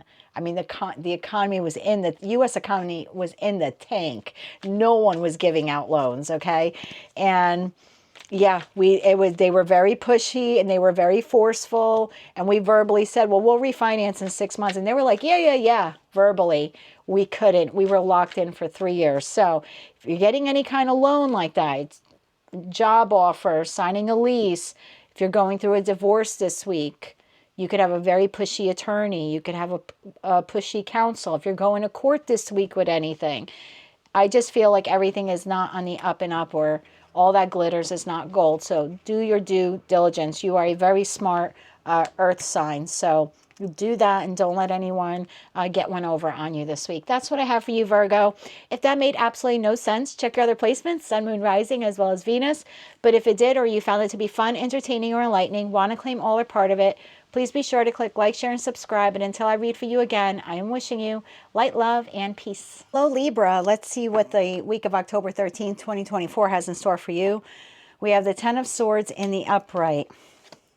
Now, Ten of Swords in the upright in this deck is asking you what situation, environment, or connection in your life needs to come to an end. This could also be a habit.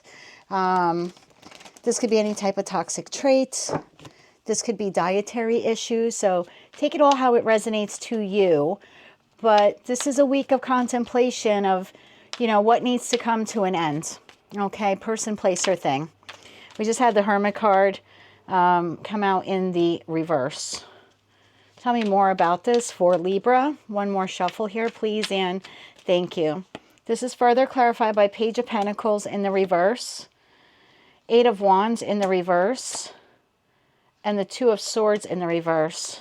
Bottom of the deck, Ten of Pentacles in the upright, Ace of Wands in the upright, Sun in the reverse. Well, for some of you, what needs to come to an end is isolation. Some of you have been isolating for whatever reason, okay? I don't know where you live in the world. I don't know what the politics are like. I don't know if you live in a, near a war zone, or within any, areas of conflict in the world, or if you're dealing maybe with something emotional or possibly even financial with that Page of Pentacles in the reverse. But some of you could just be feeling this week like unmotivated. So you could be dealing with some isolation or maybe some loneliness, or you have been for a while, like just feeling withdrawn from various connections, not going out, not communicating with a lot of people, maybe keeping to yourself.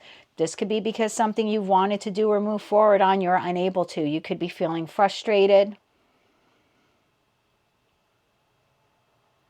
I want to know what the Page of Pentacles in the reverse here is for Libra, because the Page of Pentacles in the reverse does talk about lack of commitment. It could talk about someone procrastinating on something.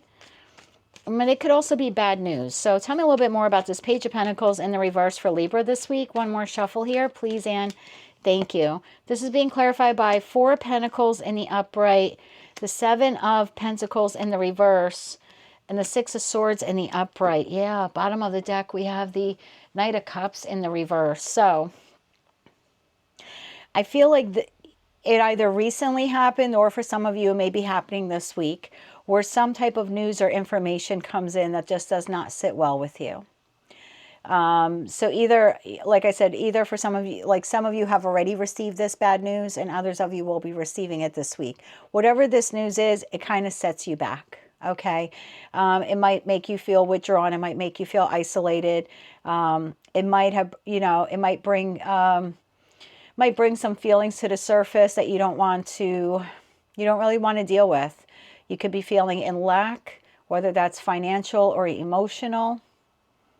Some of you could just be feeling like overloaded. So there's some type of communication that you've either received or will be receiving this week that doesn't put you in a very good, healthy mental state. And with that Ten of Swords, the question on the card says, what situation in your life needs to come to an end? I mean, for some of you, yeah, maybe it is that situation that caused this uncomfortable news, right, that you received. For others of you, maybe what needs to come to an end is the isolation, is withdrawing from family and friends and society in general.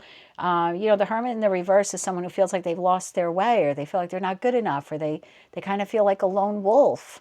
So maybe some of you need to connect with new people online, or meet new people out in the real world, right, in the everyday 3D world.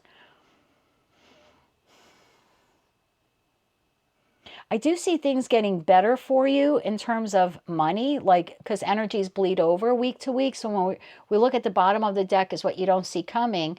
So by the time you're getting into the next week and the week after, there is a feeling here of like more financial security or some type of financial opportunity. For some of you, could be a financial windfall, right?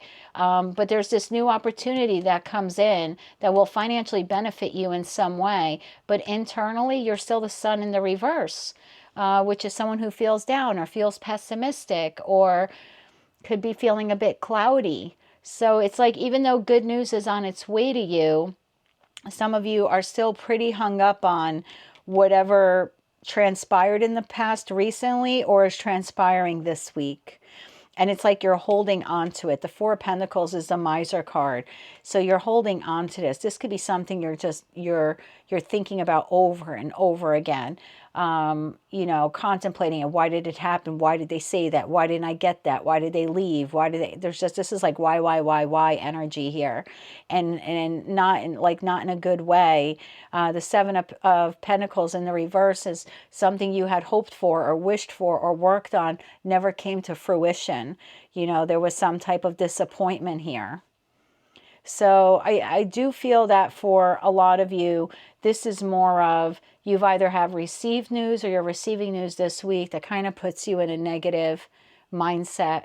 And this is really the divine saying, like, you need to release that. Like the negative mindset. You kind of have to pull yourself out of it. Again, I do see good stuff coming for you next week.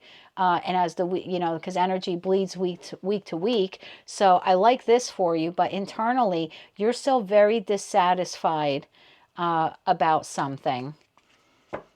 Yeah, I split the deck. I have Nine of Cups in the reverse. This is lacking inner joy. This is very unlike the Libra collective that I normally read for on the channel. So clearly someone really needs to, if this isn't your message, Libra, it's okay. Someone who is a Libra really needs to hear this message, because you, my love, are on the brink of depression. Seriously. And if you're a Libra and you've been called to this reading and that's how you've been feeling, I feel like the divine is trying to get your attention, okay? You kind of have to slip out of whatever this is. Did you receive bad news or you're about to? Yes. Does it suck? Yes. Is it something you really wanted, you worked for, you planned for, you wished for, you manifested, and it just didn't work out right now? Yes. And I get why you're feeling this way, but you're sitting in it so long, my dear, that even when good stuff comes in the future, like super near future, the next week or two, you're still dealing with sadness and depression because of whatever this is. So I feel like I'm speaking to a Libra here who needs to go out and do something nice for themselves today. However big or small. You don't have to get into financial debt over it. It could just be watching a movie at home. Do something, cook yourself a nice dinner, right? You don't have to go out and spend a lot of money, right? I get it. It's a tough global economy right now, regardless of where you are in the world. Do something nice for yourself. If you're a female, paint your nails. You know, if you're a guy, I don't know, take a bath. Take a nice bubble bath. And guys usually don't take bubble baths. Take a nice bubble bath, even if you just pop a beer. Seriously. Sit in the tub and relax. I feel like I'm talking to someone on the brink of depression, that this is the divine saying you need to do something nice for yourself ASAP every day until you can kind of snap out of this, because the divine is bringing you some good stuff that does have long-term success, and even when you receive it, you're still feeling down. So this is, you're on the brink of some type of emotional or psychological collapse. Again, if it's not your story, check your other placements, my dear, but someone needs to hear this, okay? I want to get advice for you. I haven't received advice for anyone else here so far, but I'm talking to someone who desperately needs a hand up and needs some compassion right now, okay? Let's see what we can get for you, my love. Advice for Libra who's dealing with this. One more shuffle, please, and thank you. Two of Pentacles in the reverse. Six of Wands in the upright. Page of Swords in the upright. Seven of Cups in the upright. I want one more on this. The Hierophant in the upright. Okay, bottom of the deck, Hangman. Okay.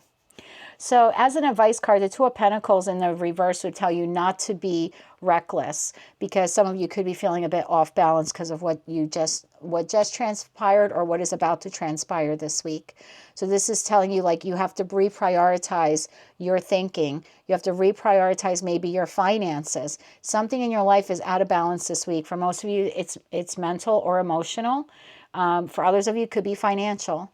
But the divine here for advice is telling you don't be reckless, because you might be frustrated or sad or depressed because of what has transpired or will transpire this week. The Six of Wands says, and you may not want to hear it because you're going through a hard time, but you're going to have to stop and smell the roses. There is victory in your life, whether it is small or large. It comes in all shapes and sizes, and it's really important that you stop and recognize. And the Six of Wands talks about recognition of success. And in terms of advice, maybe you need to recognize the successes you do have in your life, the victories you do have. You're happy, you're healthy, you have a home, you know, you can eat a meal today. Think of all the things that other people in the world don't have that you have, and try to find some gratitude in that. The Page of Swords talks about a new idea. As an advice, this is the divine telling you to get curious. Preoccupy your mind instead of ruminating over and over again about what went wrong. Discover something new. Go online. Find out something new. Get curious. Find a hobby. This is a card of news. This is a card of seeking information, learning something. So it's almost as an advice, like learn something new, like preoccupy your mind. Seven of Cups. Remember that this might have been a missed opportunity, or something didn't go right here, but you have plenty more waiting for you. You know, so Page of Swords to the Hierophant could be like learn something new, right? Because the Hierophant is a higher level of education, of knowledge as well. With that Hangman, it's like see something from another perspective. And once you see it from another perspective, then you can let it go. That's what the Hangman does. Once he or she has become enlightened, they can let things go. So it's almost like, look for like the spiritual lesson or the karmic lesson, or what did you learn from this, and then redirect your focus. Focus on the good things in your life that you have. Think about what your future opportunities will be and embrace them. And maybe acquire some knowledge on something new. Again, not only as a distraction, but to help yourself grow as an individual. It's okay to learn something new. And for some of you, maybe lean into your religion or lean into your spirituality. But as advice, it's really telling you to reshift your focus in order to become more balanced. So again, I feel like that was super personal reading. I don't know if that will apply to every Libra, but if in any way you felt like it comforted you, or it gave you some ideas, or maybe it made you feel like you're not so alone, you're not, okay? We've all been here. We all know what this feels like. And I know you have to feel it in order to heal it. Just don't get stuck in it for too long. Okay, my dear? Your shadow card for the week is called the Entitled Shadow. It says, And I didn't even see this until now. Learn to stop expecting others to give you things that you can do for yourself, and you will accomplish so much more. So yeah, whatever this is for you, it didn't work out. I'm certainly not blaming you, and neither is the card, okay? It's just saying that you can find happiness within yourself. If this job let you down, you are more than capable of finding another job. If this is any other connection in your life, platonic or romantic, you are capable of finding someone else who is more worthy of you. This also, the entitled shadow card, tells you to be careful of people around you who exist in a me mentality. People who have this mentality of like, you owe me, right? I did this for you, Libra, so now you've got to do this. This is, you know, be careful of people that drain your energy this week, people who are self-centered, or people who have unrealistic expectations of you, right? You can only do so much, especially when you're hurting. So make time to deal with whatever this is for you. And again, if that wasn't your message, it's okay. Check one of your other placements, but clearly there was a Libra who needed to hear this. So that's what I have for you, my love. I'm sending you good wishes, lots of courage, and as always, love, light, and peace. If the message resonated, please be sure to click like, share, and subscribe. And until I read for you again, my dear, I'm sending you light, love, and peace. Hello, Scorpio. I'm a Scorpio moon. So let's see, what do we have for the week of October 13th, 2024? We have the Magician.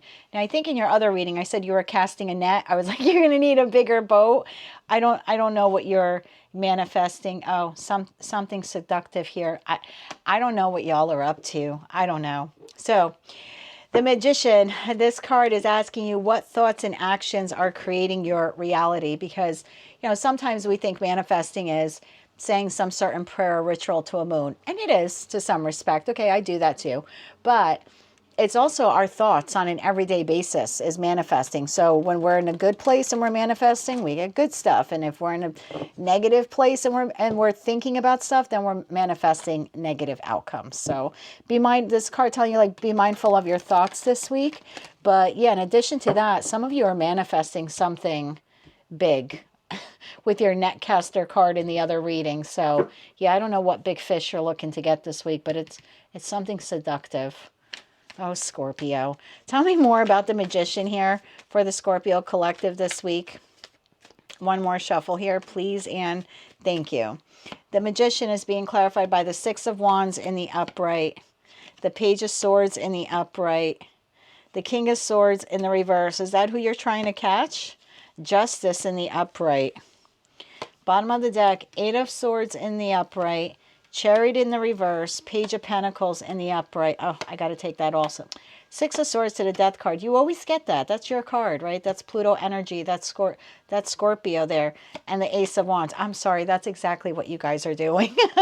I don't know who or what you're trying to catch, but this reading is almost mimicking the other one. There's something here, person, place, or thing, situation, environment, or connection that you want victory in. You either want victory in it, you want recognition in it, or you want to see progress in it. You want to receive good news about it. You have some goal and you are manifesting the outcome that you want. You feel that that will bring justice to your life. Now, some of you could be manifesting equality in the workplace, or equality in your connections, right? Fairness, equal give and take, reciprocity, whether it's platonic or romantic. And some of you are trying to get like new ideas.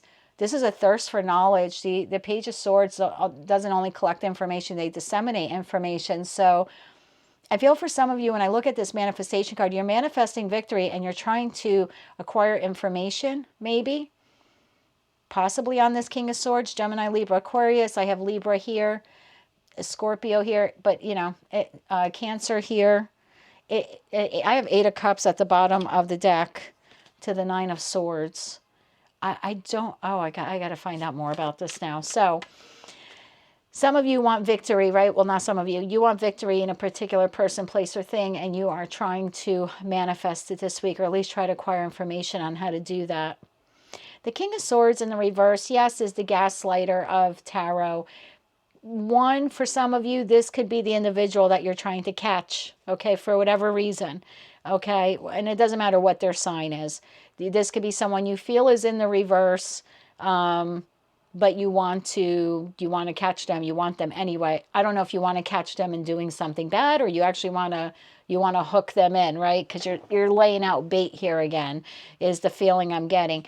Oftentimes, and other times though, the King of Swords in reverse is a quiet power, right? Because in the upright, it's someone who's very bold and brave, holding the Ace of Swords, and I'm going to say it how it is. But in the reverse, it's someone who's not saying how it is. So I want you to take these messages how they resonate, because they'll be different for each of you. I feel like the collective in total wants victory over something. They're trying to manifest victory, something that they think will be right and fair and balanced for them. For some of you, it's this person. And for others of you, whether it's a person, place, or thing, you're doing it very quietly. I think you're really up in your head about how to do it. Because with the Chariot in the reverse, whatever this is that you want, it's not materializing, or it's not materializing quick enough, or there's been some delay in it materializing, or you can't move forward with whatever this is until it materializes. We have 2-page energies. You're either dealing with someone who's very immature, no offense, maybe someone you walked away from, because we had the 8 of Cups at the bottom of the deck before. So someone you walked away from maybe, or an opportunity you walked away from, or they walked away from you. You could be manifesting this person to come back, because the Page of Pentacles is also a card of manifestation in this deck. It's someone who's trying to manifest a new beginning. So I don't know if you're trying to find someone new, or find a new job, or create a new opportunity, or you're trying to bring back a past person. You're trying to manifest a past person. Either you want them to make you an offer, or you want to make them an offer. I definitely see you, when I'm looking into future energy here, you're moving into calmer waters. Whatever this is that has been difficult for you to attain, I do see you getting it. And I think in the other reading I did, for the weekend energy read, and energies bleed over, so this very well could still be happening this week, right? Even though that was a weekend read, the Scorpio card, the Death card came out in that as well. So I do feel like energetically, sometime this week, you're going to feel like, okay, we're moving into calmer waters. Whatever this was is transitioning or transforming. There's a new beginning here, or a re-beginning. I'd like to get a little bit more on the Chariot and the reverse here for Scorpio. One more shuffle here, please, Anne. Thank you. This is being clarified, by the Empress in the upright. The 2 of Pentacles in the upright. Yeah, Wheel of Fortune in the reverse. Whatever or whomever this has been for you, okay? You really want it. You feel like there's victory in it. There's good fortune. There's an achievement. Now, you could be a little egoic. I have to tell you, don't be offended. 6 of Wands could be ego, because it's like, I want what I want. I feel like this is what you want. King of Swords in a reverse. Whether this is representative of a person, place, or thing, this is something that has been unattainable for you up until this point, or it hasn't been able to move forward up until this point. There's maybe been a string of bad luck, or maybe this person is up in their head, 8 of Swords, and they're unable to make a decision, or they've been restricted from making a decision. I do see it working out for you in the end. I just think this is a little bit of a frustrating week for you, trying to manifest something that you do eventually get. I didn't do this for anyone else. I hurt my shoulder doing yard work. Let me get a timing thing for you, because I just feel like this is such a repetitive message. So whatever this is, person, place, or thing, you've been very delayed in obtaining it, okay? If this is your message. If not, check your other placements. And it does eventually come in, but this week there's some struggle in getting it. Either this is being, whoever this is or whatever this is, they're being resistant. Like they're resisting the change, or resisting coming towards you, or resisting your offer. I feel like you're trying every trick in the book, or if we go back to the other reading, you're trying every bait in the tackle box, and this is getting more and more difficult. Now, future-wise, and this could very well be Scorpio season, I'm about to find out for you, you do get it.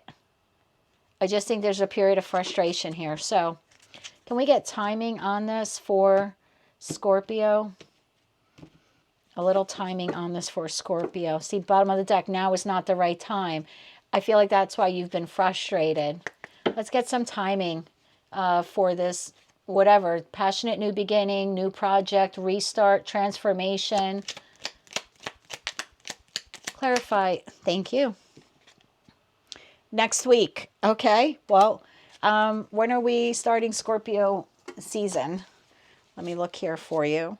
October 23rd. So I'm doing this reading on the 14th. Yeah, next week. Okay, hang in there. I did say Scorpio season, right? So hang in there. Also on the bottom deck says within the next 3 months. So maybe this is when you start to see it move towards, maybe by next week you're going to see whatever this is slowly move in the direction that you want or need it to, or the direction you have always wanted or needed it to, right? Because again, I don't know what this is for you. I just feel like this week there's a little bit of a delay and you're feeling like I'm running out of time, or I'm not doing it right, or why is it what I'm manifesting is not coming? And I feel like it is coming. There is justice here. And whatever situation or connection or environment this is, it will transform, or at least you will get some insight next week for most of you that it is headed in the direction you want, and then will fully come to fruition in 3 months. So in 3 months, then that would be end of the year, December, moving into January 2025. Look, the divine doesn't have a watch. Okay, so they don't count time up there. So 3 months for the divine is 3 seconds. For you, it might be a little grueling because you want what you want right now. And I feel like maybe that's why next week some of you are going to get this glimpse or hunch, or start seeing some signs or synchronicities. I would have a dream journal. Some of you might be getting some dreams as we're moving into your season that'll start giving you some hints. You might want to jot them down so you don't completely forget them. I have a dream journal on my nightstand. I just feel like there's some sign or synchronicity, whether it's in the 3D or 5D, that you will receive next week to let you know you are on the way. Like what you want is coming to you, even if it doesn't fully come into fruition for another 3 months. Remember at the beginning, the bottom of the deck said like now is not the right time. So if you have to wait a little bit longer, some of you have been waiting up to 2 years for this. 2 of Pentacles, there's in my timing position. So some of you have been waiting up to 2 years. If you have to wait another 3 months to get exactly what you have wanted, is that really such a long time if you've already waited 2 years? Again, someone had to hear that, right? That's not for all of you. So sooner than expected, just flipped over. So yeah, I think for a lot of you, you will at the very least receive signs and synchronicities that what you, in the coming weeks, yeah.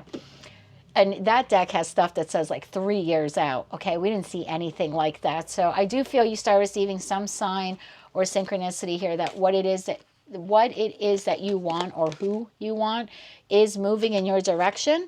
I just feel like you're going to have to be a little patient this week. Let's look at your shadow card here. So keep the net in the water a little bit longer and get some more bait, okay?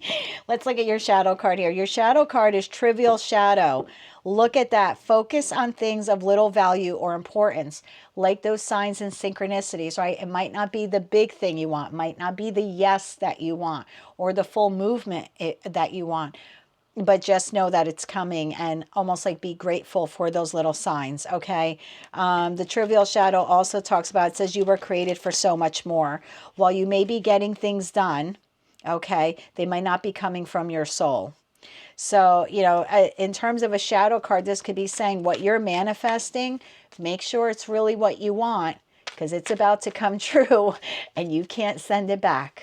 Okay, so if you're manifesting a person, which I always say you shouldn't do because they have the divine gift of free will, and now you're screwing with their ability to, utilize their divine gift of free will, but maybe you're manifesting a situation to produce the outcome you want, and that outcome is that person. Whatever it is, just make sure it's really coming from your heart and soul, because you're about to get it. And the last thing you want to do is be disappointed that what or whoever you've always wanted is not what they're cracked up to be.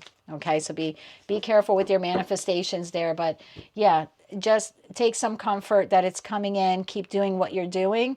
Have some patience. Everything will come in divine timing, and look for some signs and synchronicities, including your dreams next week. I think that'll give you an idea that it's headed your way.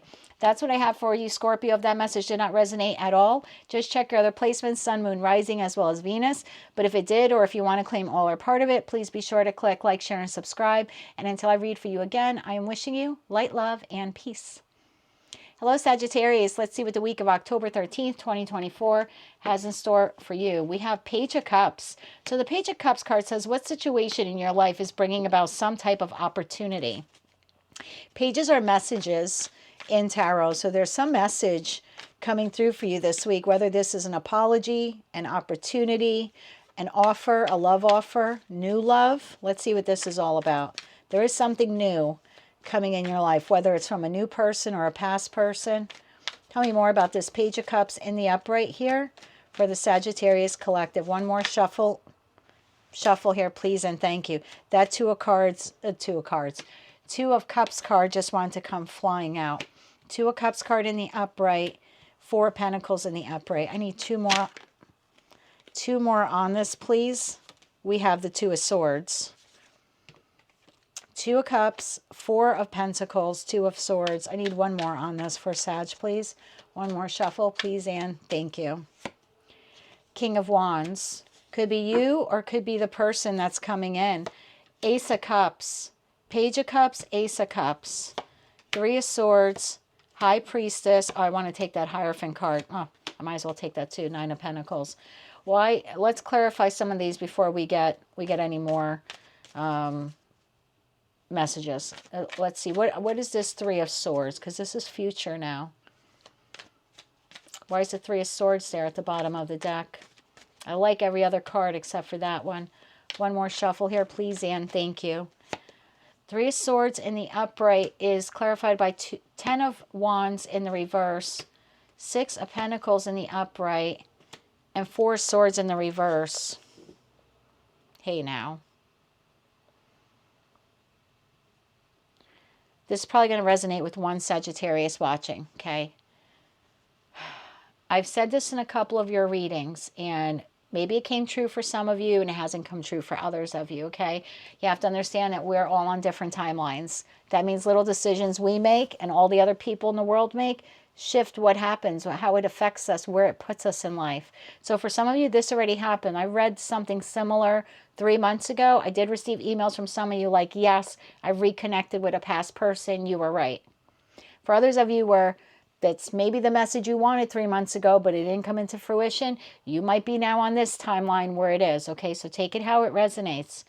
Some of you have a past person coming back.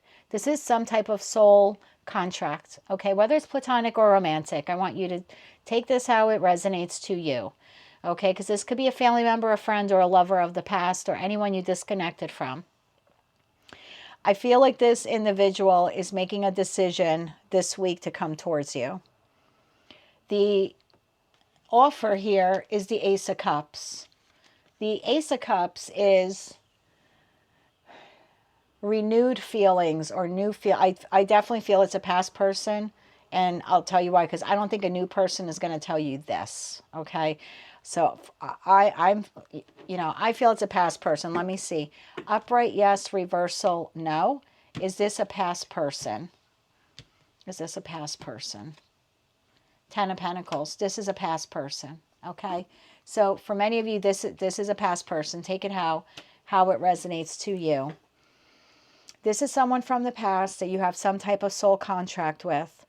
I don't think you ever energetically or emotionally let go of this person, even if you've moved on with your life, and same for them to you. I think you're going to be at a crossroads in the next week on whether or not to accept this person back into your life. Whomever this King of Wands is, I'm not reading body parts. This is someone who, if this is an ex-lover, this is someone who you find to be attractive. If this isn't, this is a friend or a family member. This is just someone who's like a natural born leader. This is someone who appears to have their crap together. Again, still could be a good looking or charming individual. This is someone who's like the life of the party. They have a lot of friends. Again, just to give you an idea who this person is. This is some sort of love offer and apology coming in. I feel like I asked what that Three of Cups, I asked what the Three of Swords here is, and it's this person.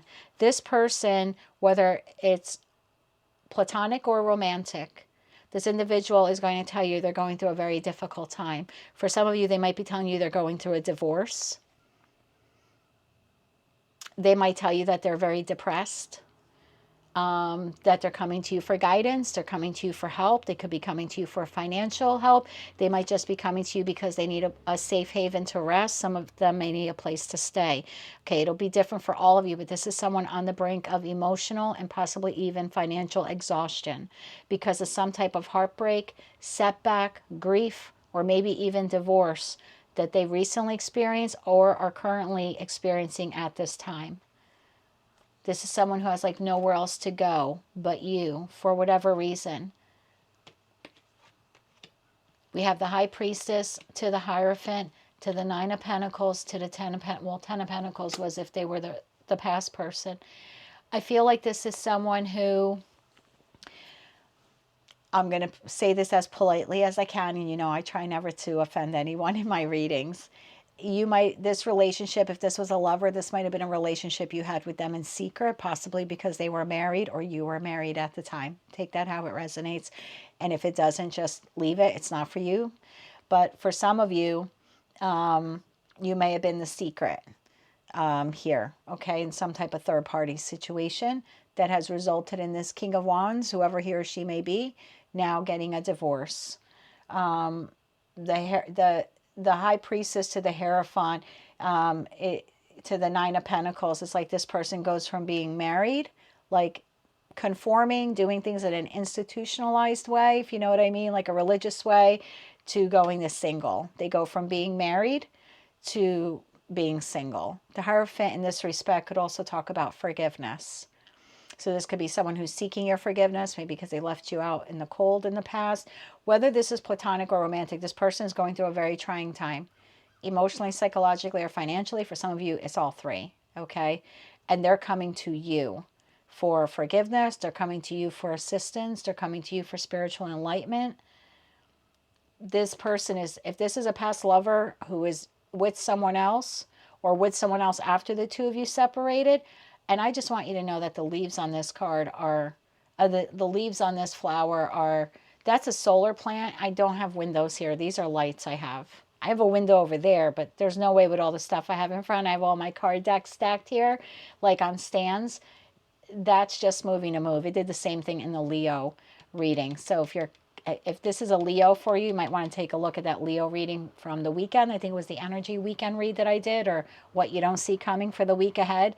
Take that how it resonates, Sag, if it does. But yeah, that should not be moving right now. That's solar based, and there's no solar here right now. It's actually a very cloudy day out.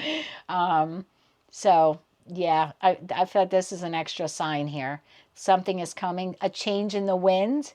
A change in the wind, like, yeah, because that should not be moving, and I don't have a breeze in here, so there's no draft or anything. There's a change in the wind. Something here has changed for this person. I only got advice for one or two of the other readings before you, but I feel like you might need some advice on this. And of course, use your discernment, discretion, intuition, right? But this individual has gone through recently or is going through a difficult time, and they need you. And for some of you where they were married, they're single or becoming single.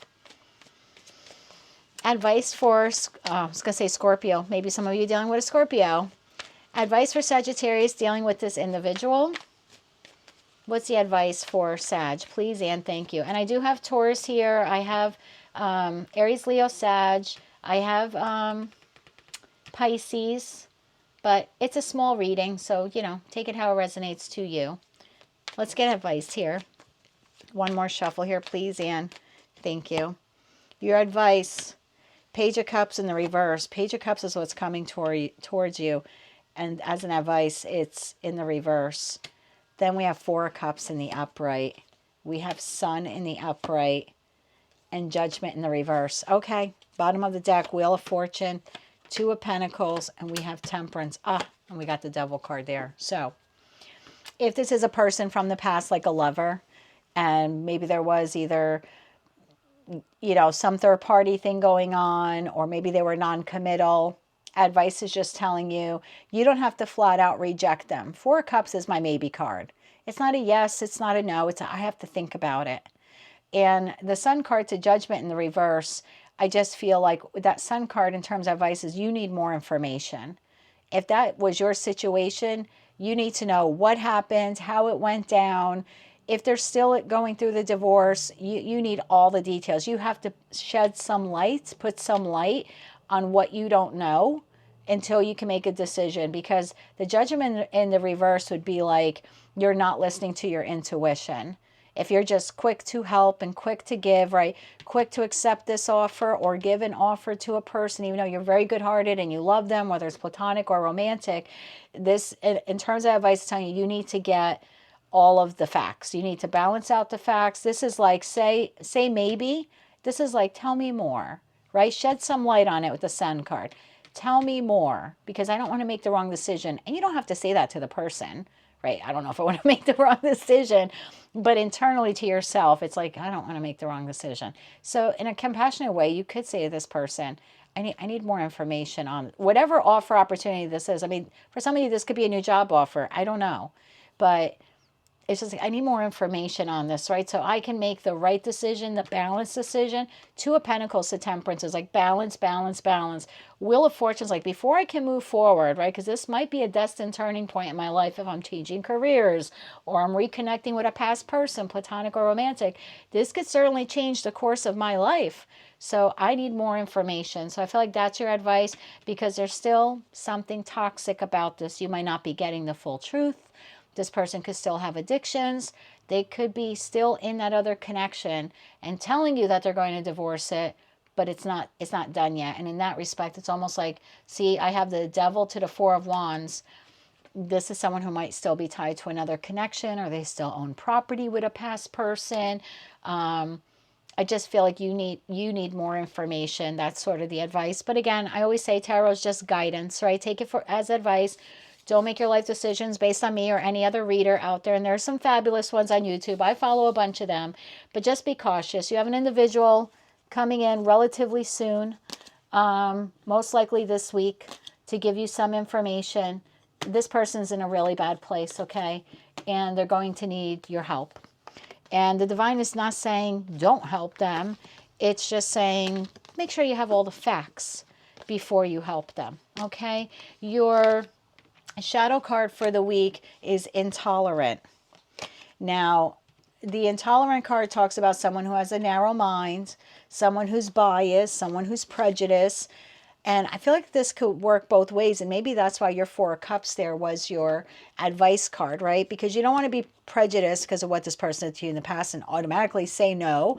But at the same time, you don't want to be biased because you really love them, whoever they are, that you're going to be quick to say yes. So I really like this shadow card for you, because again, I feel it's like your strength lies in differences, but your strength also lies in discovering information or obtaining information.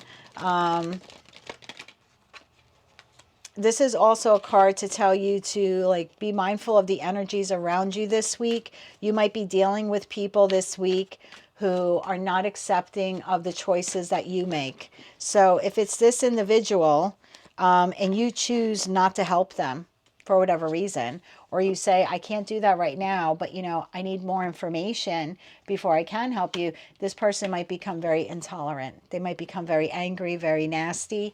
They might not accept that answer from you.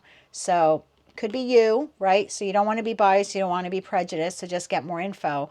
Just be mindful that if you ask for more info, that person's shadow might come out, okay? And they might get a little aggressive because you're questioning them or you're asking for specifics. But hey, if they're asking for your help or your forgiveness or whatever it is that they need from you, yeah, you're going to need more information. And if they don't understand that, then that's a red flag, okay? That's what I have for you, Sag. If that message did not resonate at all, just check your other placements, Sun, Moon, Rising, as well as Venus.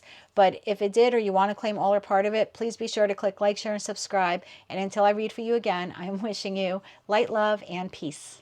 Hello, Capricorn. Let's see what the week of October 13th, 2024 has in store for you. We have the Hangman. So the Hangman card talks about what situation in your life do you need to look at from a different perspective. This could be a person, place, or thing in your life that you might have to get another perspective, see it from that person's point of view or see it from that person's angle, kind of like step into their shoes and see it from their eyes. So tell me more here about this for the Capricorn collective. Tell me more about the Hangman this week. One more shuffle here, please, and thank you. The Hangman is being clarified by Three of Swords in the upright and the Hangman in the reverse. Interesting. The Page of Pentacles in the upright, well, that explains it. And the Five of Swords in the reverse. Bottom of the deck, Cappy, we have Knight of Swords in the upright, Nine of Swords in the reverse, and we have the Eight of Cups here. Oh, which I like. I'm going to take the Ten of Cups because you're leaving something behind this week and moving towards something, moving towards happiness.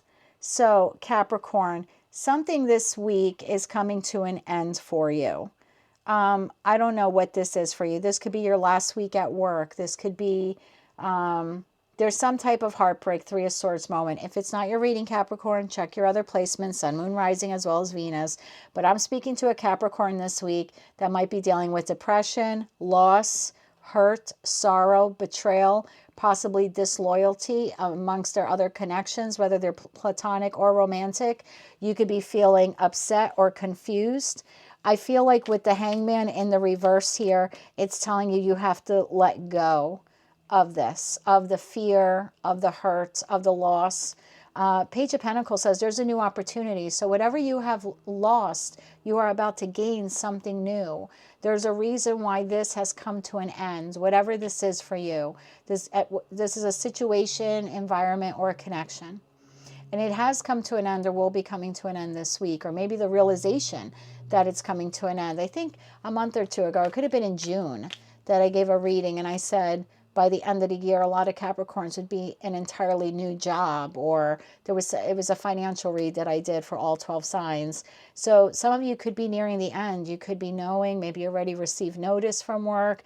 I just feel like you're at the end stage of something in your life, but you know, like you already know it's coming to an end or it has come to an end. Again, situation, environment, or connection. I don't feel like it's something new. You either see it coming or it has recently come to an end. And I almost feel like the divine is telling you, hey, look at it from another perspective. This ending is a good thing, even though there's some sorrow and loss and grief here with it, right? Even though you could be feeling restless about it, or it's not really the way you wanted things to go. Five of Swords in reverse is a divine saying to you, make peace. This is making amends. Five of Swords in reverse. Could be an individual who's holding on to past resentment. And this is a divine telling you, like, don't do that. Like, make amends or make peace. This is a card also like desire to reconcile. There's a new opportunity. This ending has spawned or will spawn for you a new beginning. And what that new beginning is you're walking away from something or on the precipice of walking away from something. And again, you already know what this is. If this is in your story, just check one of your other placements. But you either have recently walked away from something or you know you'll have to in the near future, okay? It's coming. I know I have to do it. I don't want to do it. Damn it. It wasn't supposed to go down that way. It wasn't supposed to happen that way, okay? That's the feeling here. But what you're walking towards is the Ten of Cups, right? When we leave behind the Eight of Cups, or the Eight of Cups terrible? No, but they were meh. They were It was all right. What you're walking towards is happiness. This Page of Pentacles. This is ultimate wish fulfillment, whether this means spending more time with family, finding another job or creative endeavor that you love, finding a lover. Maybe this love relationship had to come to an end because your true soulmate is out there waiting for you. Whatever this is for you, whatever has come to an end recently or will be coming to an end this week, the divine is telling you, see it from another perspective, that all endings have beginnings. All endings have something new. Anytime we lose anything in our life, it is replaced by something else which is bigger and better. If you're in your 50s or 60s, the job you have maybe in your 50s or 60s is not the job you had at 15 or 20. For most of us, it's not. I mean, maybe for some of you it is, but for most of us, it's not, right? We've learned things, we have new experiences, and then we're able to elevate into different kinds of jobs or higher positions or better paying jobs. Again, that's not everyone's story, but think about when you were 15 years old or whenever it was you dated the first person. If you're in your 40s, 50s, 60s, the person you're with now is nothing like the person you were dating at 15. You're much more aware, you're more grounded, you're more stable, or you're rebuilding your life, or at the very least you have more experiences. Your tastes have changed, your taste in women, taste in men, what you want out of a relationship has changed. So whatever has ended in your life, think back to your life. The things that have ended were replaced in some way with better things. Like you lost a friend, over the years, then you found better friends, okay? So I feel like this is just like what it's telling you, Capricorn. Like, don't dwell on the negative this week of whatever loss or impending loss you feel might be coming. You are moving in a much brighter direction. What you need to do is stop and kind of smell the roses, see things from a higher perspective, almost remove yourself from the equation. You ever step back from your life so you can see it from a broader perspective?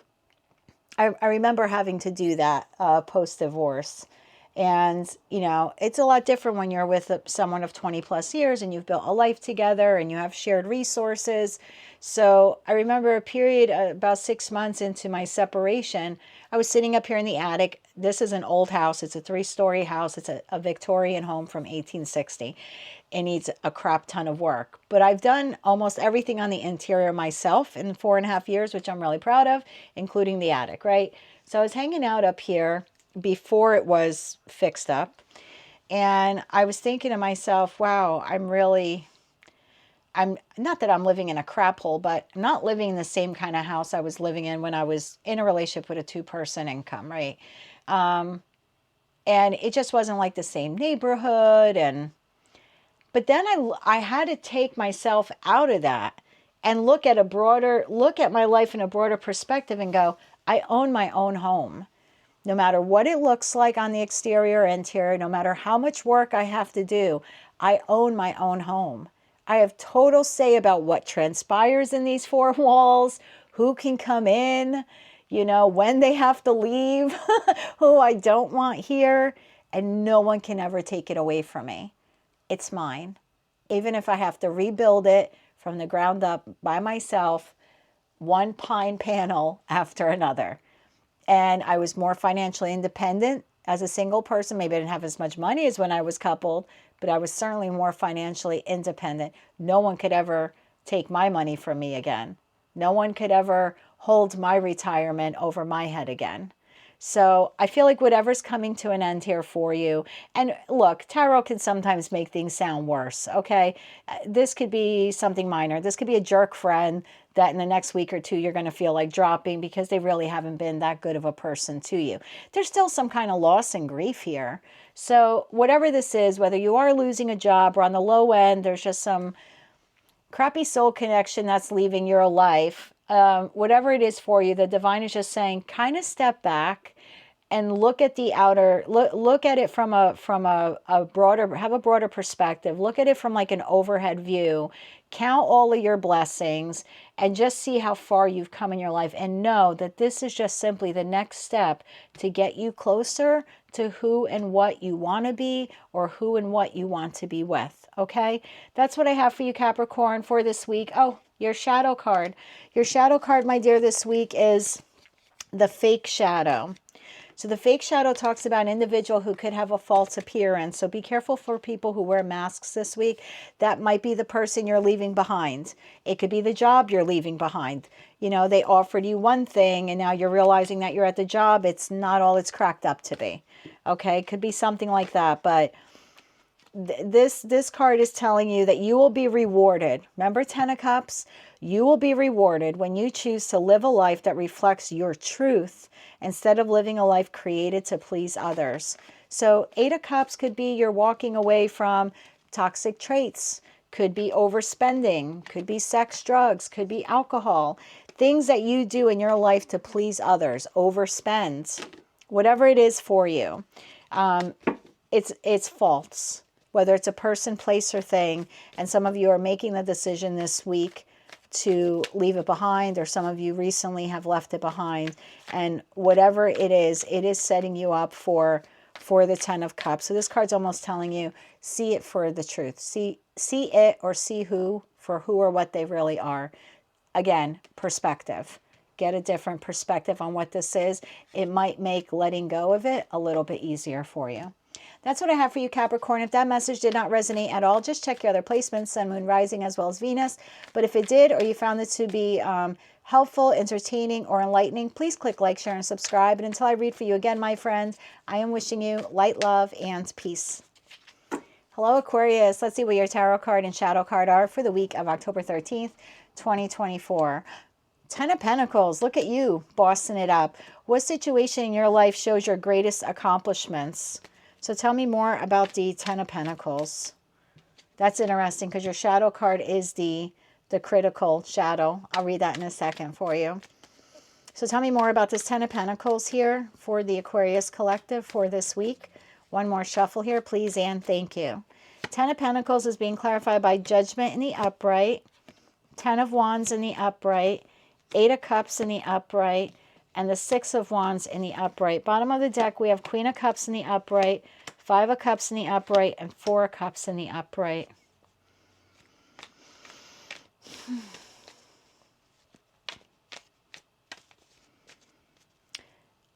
Some of you may be doing this week, and others of you are just contemplating it. So take it how it resonates to you, okay? But there's a judgment call here being made by you this week. There's a decision here being made by you to leave something or someone behind, whatever situation, environment, or connection this is. Whatever it is, it has become too burdensome for you. There's a lot of hard work. If this is a connection, whether it's platonic or romantic, you're carrying the load of the connection. And your knees are beginning to buckle from having to carry this connection. You're feeling overloaded, you're feeling stressed, and you're feeling tired. And whatever person, place, or thing this is, you're deciding this week, most of you, you're either emotionally, mentally, or physically walking away from it. The Eight of Cups card talks about this was a disappointment. I put in all of this effort and all of this time, and it never became the Ten of Cups. Whatever this is for you, there's a feeling here of I need to walk away and leave it behind. Were the Eight of Cups terrible? No, Eight of Cups aren't terrible, but it's meh, right? It's not Nine of Cups. It's not Ten of Cups. It's And just to maintain the it's a crap ton of work. So whatever this is for you, my love, there's a judgment call here being made by you. This is you listening to your intuition. This is you hearing the inner calling that it's time for a new phase in your life. You're on the precipice of a new chapter. And whomever or whatever this is, they're not coming along for the ride. What you're headed towards is victory. Six of Wands. This is a card of victory. This is a card of, if you're leaving behind a crappy job or any type of crappy environment or a connection, platonic or romantic, that was burdensome and didn't make you feel good and didn't reciprocate, then some of you, this could be a boost of self-confidence after you leave it behind. It might not feel immediately great in that moment, right, in the interim, but it will lead you to boosting your self-confidence in the near future. Some of you might actually feel like you're victorious just in the fact that you were able to walk away from whomever or whatever this is. You're thinking this week of the Ten of Pentacles. That's very long term. I'm looking 10 years into my life. Who do I want to be? Who do I want to be with? What kind of life do I want? How am I going to make my money? Where am I going to live? You know, it's very future focused. Pentacles are years in tarot. And Pentacles also represent all of our resources, time, love, money, etc., etc. So you're looking long term on what or whom you want to invest all of your resources into. And you've determined that whatever this is, you're not doing it anymore. Now, you could be dealing with a, this could be Pisces or Scorpio. I have Cancer, Scorpio, Pisces here, but it's a really small spread, okay? So take the signs, how they resonate, if they resonate to you. But I feel like with great compassion for this person, you are accepting the loss here with the Five of Cups. I feel like this is sorrow, this is sadness, this is grief. But this is also a card of self-forgiveness. This combination of Queen of Cups and a Five of Cups is finding peace with the decision, deciding to focus on yourself, nurturing yourself, healing yourself, becoming more emotionally stable. You know, even when we leave the most difficult situations or connections in our life, they rock us. right? Even if we want to leave it because we know, it's no good or they're no good for us, there's still an emotional loss. So there is still some sort of rebalancing or recalibration of us, on the interior that needs to occur. So I just feel like you might, yes, are you sad that this is over and this is coming to an end? Yes. But I feel like you're finding peace with it. Now, this person, place, or thing might tempt you. I don't feel that you accept it. Like, if this is a person you're leaving, platonic or romantic, I don't feel like you accept the apology. If this is a job you're giving notice to and they come back with a counter offer, I don't believe you're accepting it. Now, I always say use tarot for guidance. I've loved tarot for decades, right? I'm 50, but I would never make 100% of my decisions based even on my own personal readings. I certainly wouldn't do it from any reader on tarot on YouTube. And there are, probably a good 5 or 6 I watch that I love and I think they're brilliant and highly intuitive, but I still, at the end of the day, have to tap into my intuition, right? Make the judgment call for myself. So I certainly want you to make that decision for yourself. I'm just energetically, at the time of this reading, I don't see you accepting whatever this is. And it could have been because, like in the past, you felt rejected by whatever this was. This could have been a job that you put your all into and you were continually passed up on for when it came to promotions or raises. And now it's kind of like your turn to reject them. Not that that's the reason why you're doing it, but could have been a situation like that, or some type of connection, platonic or romantic, that you always showed up in that, I call it 10 of burdens, 10 of wands mode, willing to carry the load just to get us through another day, and you were never recognized for it. Or if this was love, this could have been like unrequited love, or love just that wasn't balanced. So for some of you, it could be something like that, where in the past there was a state of apathy here because there was some form of rejection. But I feel like this time around, it's different.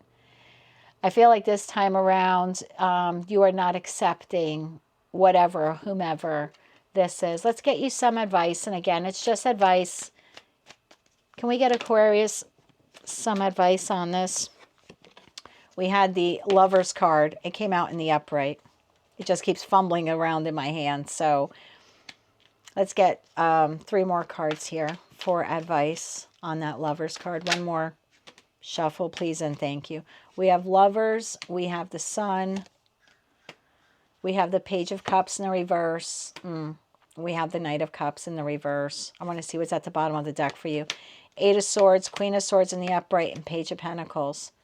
And then the 10 of Cups. So, Aquarius, this is all very, when I look at the cards at the bottom of the deck, this is future. Okay, so I feel like for this week, yes, you're turning down, or at least emotionally withdrawing. You're getting ready to leave. If you're not leaving, you're getting ready to leave, whomever, whatever this is. Future focused, the bottom of the deck would have been like looking into next week's energy. Whomever, whatever this is, comes back with an apology or an offer. I feel like it's not that you're a hard no, you're a maybe. That's a card of apathy, 4 of Cups. It's like, I'm not saying yes, I'm not saying no. I got to think about it. So then when I see for your advice, I have the Lovers to the Sun, to the Page of Cups in the reverse, to the Knight of Cups in the reverse, okay? So in terms of advice, the Divine is telling you with the Lover's card, that's the ultimate choice card in tarot. It is your choice. And that's just what I was saying. You don't have to listen to me. You don't have to listen to anyone else. You don't have to listen to that person, whoever they are that's returning. You have to tap into your intuition. It will be your decision how this moves forward. You just have to shed some light with that. The Sun card in the upright in terms of advice is like, you need to see things clearly, or you need to see this person clearly. Whatever situation or connection this is, you have to see it for who and what it truly is. Because I think if you see it for who and what it truly is, you might see 2 things. One, this is a very, I'm sorry, cross-watcher. This could be a very naive or immature individual. This could also be a manipulative person, whoever it is. Because the Knight of Cups in reverse is my junior love bomber. So maybe when they come with that offer, there's lots of I'm sorries and we love you. You were the best employee ever. Come on back. We're going to offer you this position, this position, this position, or this raise. And it's not true. In the moment, maybe they believe that they can give you that offer or that opportunity. But in the long run, they're not going to be able to. They're just not. And same thing if this is any kind of connection, as platonic or romantic. There's love bombing here. Your advice is the choice is ultimately yours, but you really need, excuse me, you need to shed some sunlight on the situation to see it for what it really is. And then when I go more future into this, so this is now, we're looking like 2 weeks from now, I have the Eight of Swords in the upright, to the Queen of Swords in the reverse, to the Page of Pentacles, to the Ten of Cups. If you reject, now, if it's a job you rejected, they come back with a counter offer and you rejected, you have to be a pretty highly valuable employee of some sort for them to come back a second time, right? Groveling to get you back. So I feel like this is more like if it's a love reading, this portion. So, you know, if this person comes back, and it doesn't have to be love, let's say it's a friend, okay? It could be platonic or romantic. It's just, I don't feel it's job, okay? So friend, family member, or lover. If you're like, I don't know, and they're like, but we could be so great together. We were best friends, or you were my favorite nephew, or you're the best daughter I ever had, or you're the best lover. They're overdoing it. They're overselling. And if you say no, if they come in with this Page of Cups energy, Knight of Cups energy, they're both in the reverse, and you reject it, this is what happens. This person comes back as a Queen of Swords in the reverse, overly emotional, cutting you down a size, very deceitful. King or Queen of Swords in the reverse is my gaslighter tarot, and I'm a air sign like you are. I'm a Gemini. This is someone who could be cold-hearted. They could be cruel. They could be bitter. They could be nasty, insincere. This person might come back showing one or two faces. One, a very emotional, overly emotional, brutal, cutthroat, like cut you at your knees type of thing. Or they're going to be gaslighting you like you've never been gaslit before. Take my offer. We can have it all. Happily ever after. Total contentment. 10 of Cups. All you have to do is take my offer. It's coming from someone very deceivious. I don't know who this person is to you. And maybe that's why you want to walk away from them. You know, maybe you know that they're not best for you. But I think you see a little bit of their true colors with the love bombing. And then week 3, I think you get the gaslighting. The offer is still small. The promise is big. You know, this person consistently promises you big things, but they deliver in page status. They promise you 10 of Cups. They promise you Knight of Cups. But what you get from them is all page energy. So I'm not trying to make this hierarchical. I'm just saying that this is an individual who cannot deliver what they promise. And we have 6 of Pentacles, Page of Wands, and 2 of Pentacles. And then we have Justice. Whomever, whatever this is, I think 4 weeks from now, you will not be associated or associating with this individual. That's just the message that I'm getting. But at the end of the day, you do what is best for you. You're very future focused this week that I like. You are contemplating or possibly even emotionally or physically detaching from someone. And they're going to come in with some sort of offer. I do think you not outright reject it, but you hesitate. Your hesitation makes them come back with another offer. That's junior love bombing. And if and when you reject that, they come in with gaslighting and the promise of a happily ever after. You'll have to use your discernment with that, my love. The shadow card for the week is critical. Remember, I was just talking about the Queen of Swords in the reverse. This is an individual who's not easily satisfied or pleased. This is someone who could be very cutthroat with their words, very critical. This is someone who offers you everything on a silver platter. And if you say, oh, I don't know about that, their mother effing you out a fraction of a second later. This is someone who complains. This is someone who's difficult to deal with.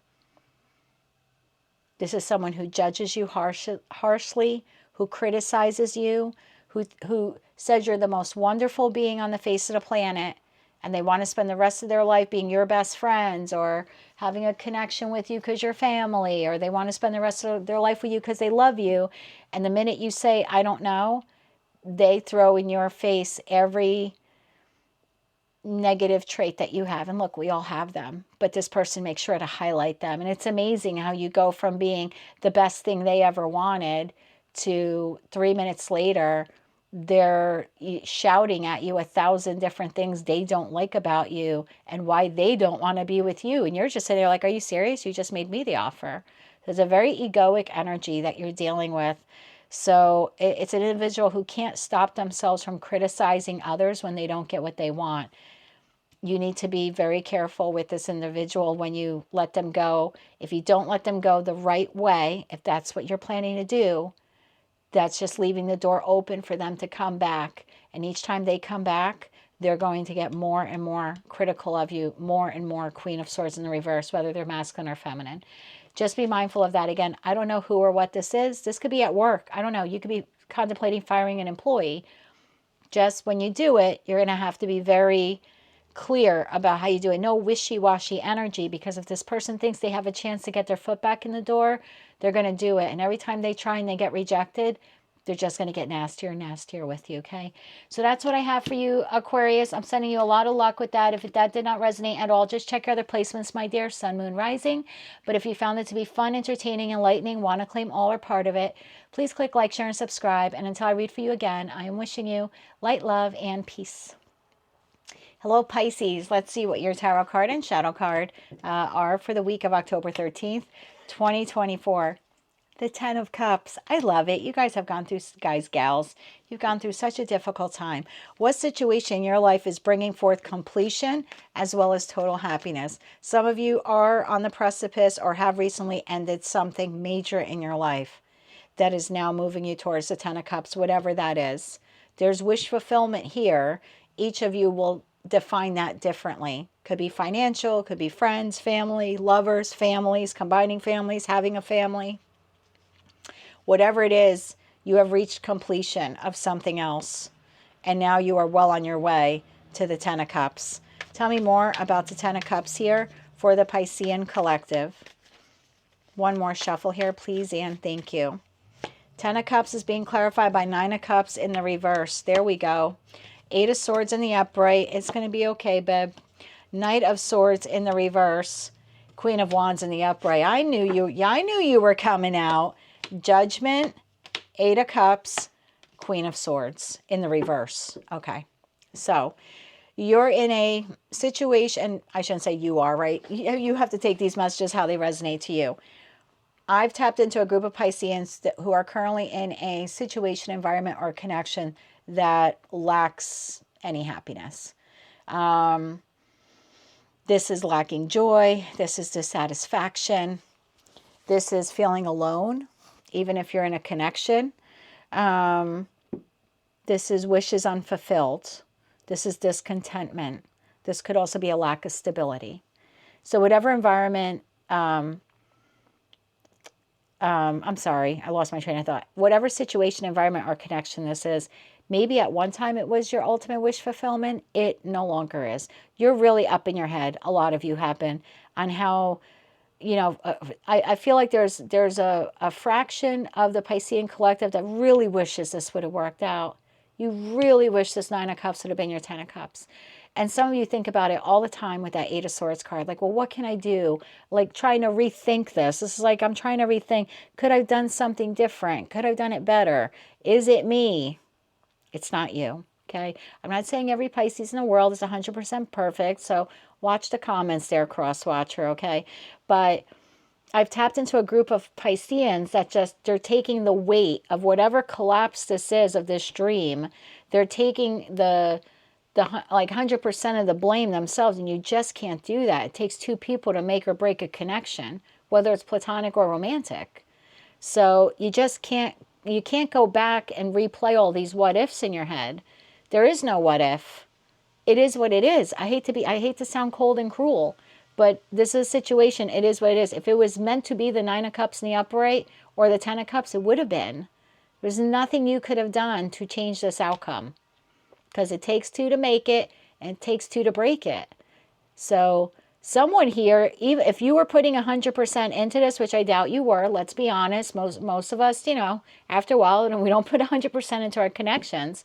But if you really feel like you gave it your best, why the F are you blaming yourself for falling apart? Clearly, whoever your counterpart is on the other side, family member, friend, or lover, they weren't putting in what you were putting in. Otherwise, you wouldn't be leaving it. You're leaving it. Whatever it is, you're making the judgment call to leave it. Sorry, cross-watcher. And again, this might not be the story for every Pisces, right? But I just think right now with that Knight of Wands in reverse, you're scattered thinking. You might want to exit whatever this is immediately, but you can't do it right away. For example, it's a job you can't stand. Maybe one time you thought it would be, or maybe one time you really did love it. And now you're like, I got to get the F out of here. But I'm up in my head, right? I got mouths to feed. I have bills to pay. And I can't just abruptly quit. I'd love to tell the boss to go screw himself today, right? But I can't do that. So the Knight of Wands in the reverse is like there's a delay here. There's a feeling of frustration. There's stress here. There's scatteredness. I want to do something and I can't. I wanted to do it yesterday and I can't. So again, it's not everyone's story, but someone watching is feeling this way. Otherwise, it wouldn't come up so loud in the energy. Actually, it's more than one of you watching feels this way because this is a collective. So that doesn't mean everyone. It just means majority, okay? So majority of Pisceans are like, I really wanted to act on leaving whatever this is right now, 8 of Cups, but I'm just feeling frustrated. So this week you could be feeling a little frustrated, okay? That you want to act on something and you can't just yet. What I like about this, and not that I like anyone leaving something behind, it's going to be very empowering for you when you do, whether you're masculine or feminine. I think some of you are gaining confidence to do this. If you've been the block, because you want to leave a relationship, but I'm not sure, should I really love her, I really love him, blah, blah, blah, blah, blah. I feel that the Queen of Wands in the upright is telling me, as the days go on, and you are still stuck in this 9 of Cups in the reverse connection, you will get the confidence to leave, to make the judgment call, to the 8 of Cups. It like energetically for the collective, it's coming. So you might be feeling stuck and frustrated right now. I can't leave the job. I don't have another job. I can't leave this relationship. I don't have any other place where to go, or I have to save up my money. Whatever this is for you, you're like, I want to go, but I can't, or I don't know if I want to go because maybe it was me and maybe I could do it right. There's no maybes. As the days go on, I hate to be hard like that, but I have to be real with you. There are no babies. We've seen this. I've started doing readings on YouTube on April 6th.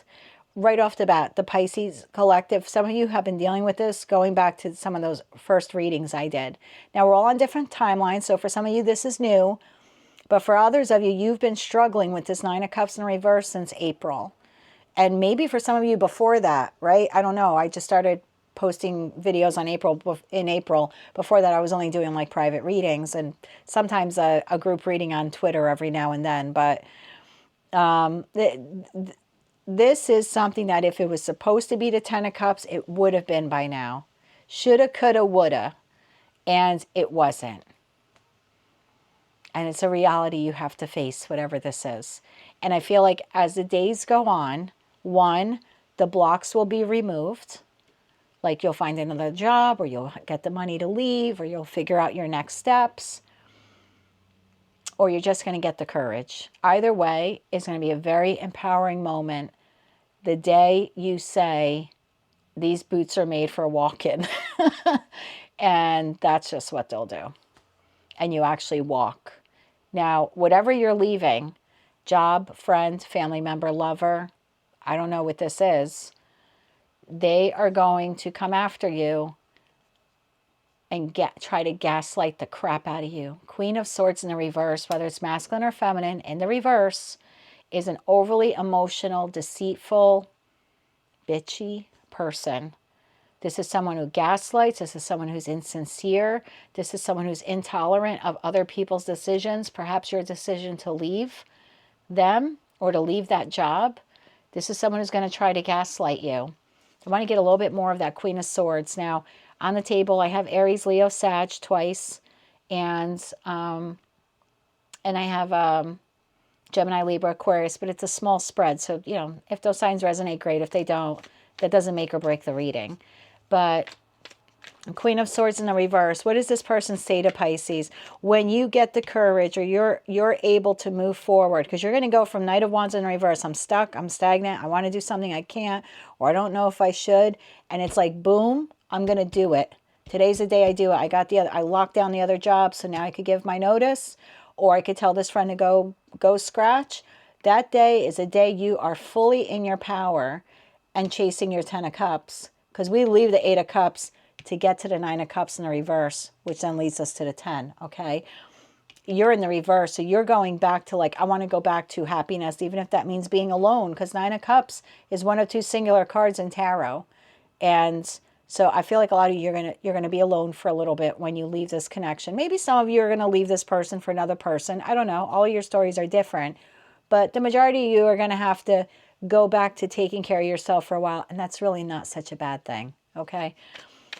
But this person's going to come and try telling you something. What is this person going to say? The Magician. You have the Magician to the Queen of Swords in the reverse. Highly manipulative. What is this person going to say to Pisces? Now, it'll be different for all of you, but let's see if we can get something basic. 3 of Wands in the upright.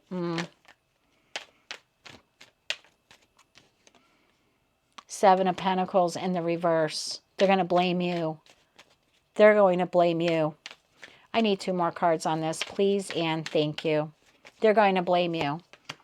Justice in the upright. Okay, they might ask for a divorce, or they'll eventually go along with your divorce. But the initial thing, the manipulation that comes in, is that this relationship wasn't able to move forward because you didn't put enough into it.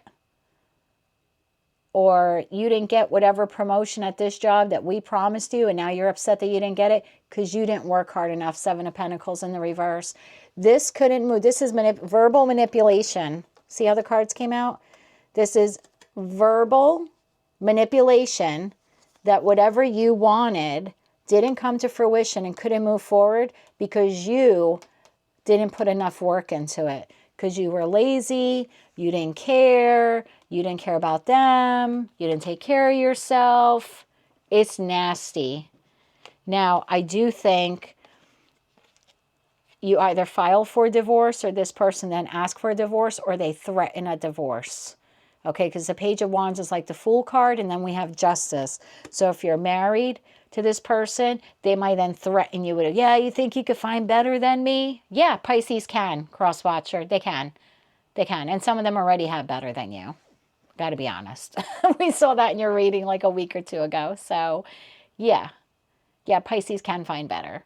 Now, I'm not saying every Pisces is leaving a gaslighter, right? I don't want every cross-watcher to be like, oh my God, Jen, I can't believe you said that about me. I'm talking about a group of Pisceans that have been with someone who's a manipulative prick, whether it's at work, family, friends, or lover, who's probably cheated on them at some point. Also, Knight of Wands, it reminds me of that as well, and we saw that in one of your readings. But it's a highly manipulative energy. So if you're the cross-watcher and you're like, but that's not me, then this just isn't your Pisces that I'm talking about, okay? Like, don't get upset over it. I'm speaking to a Pisces that has dealt with someone who gaslights them, manipulates them, love bombs them, overpromises them, and then at the end blames them for everything and even threatens them. Like, you think you can do better? Like, go on, I'll give you a divorce, or, but you're not taking my money. This is like, this then becomes threats. Like, you want a new like, if you want a new beginning, you're going to have to start off from scratch, is what they're going to tell you.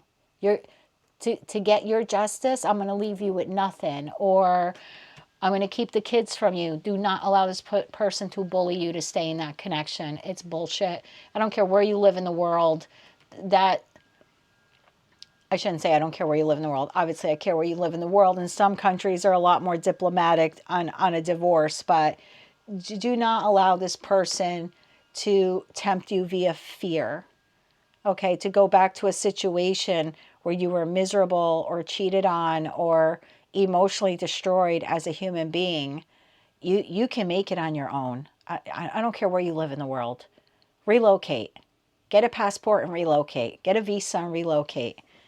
You don't have to stay there. And you certainly don't have to stay with that person. I just feel like someone needs to hear that. There's victory for you in the future. But some of you are going to have to leave whatever or whoever this tyrant is. But yeah, are they going to come in and try kind of sweet talking you at first with some deception? But when you say no, that's when the fangs come out. And the threats of divorce, threats of leaving you at nothing, threats of withholding the kids. I would not let any of that phase you, okay? Your shadow card, my love, this week is too open. It says, do not reveal too much about everything. So if you're looking to leave this person and you do think that this could be a highly confrontational departure, I would be very careful who you trust. That's a warning. Someone had to hear that.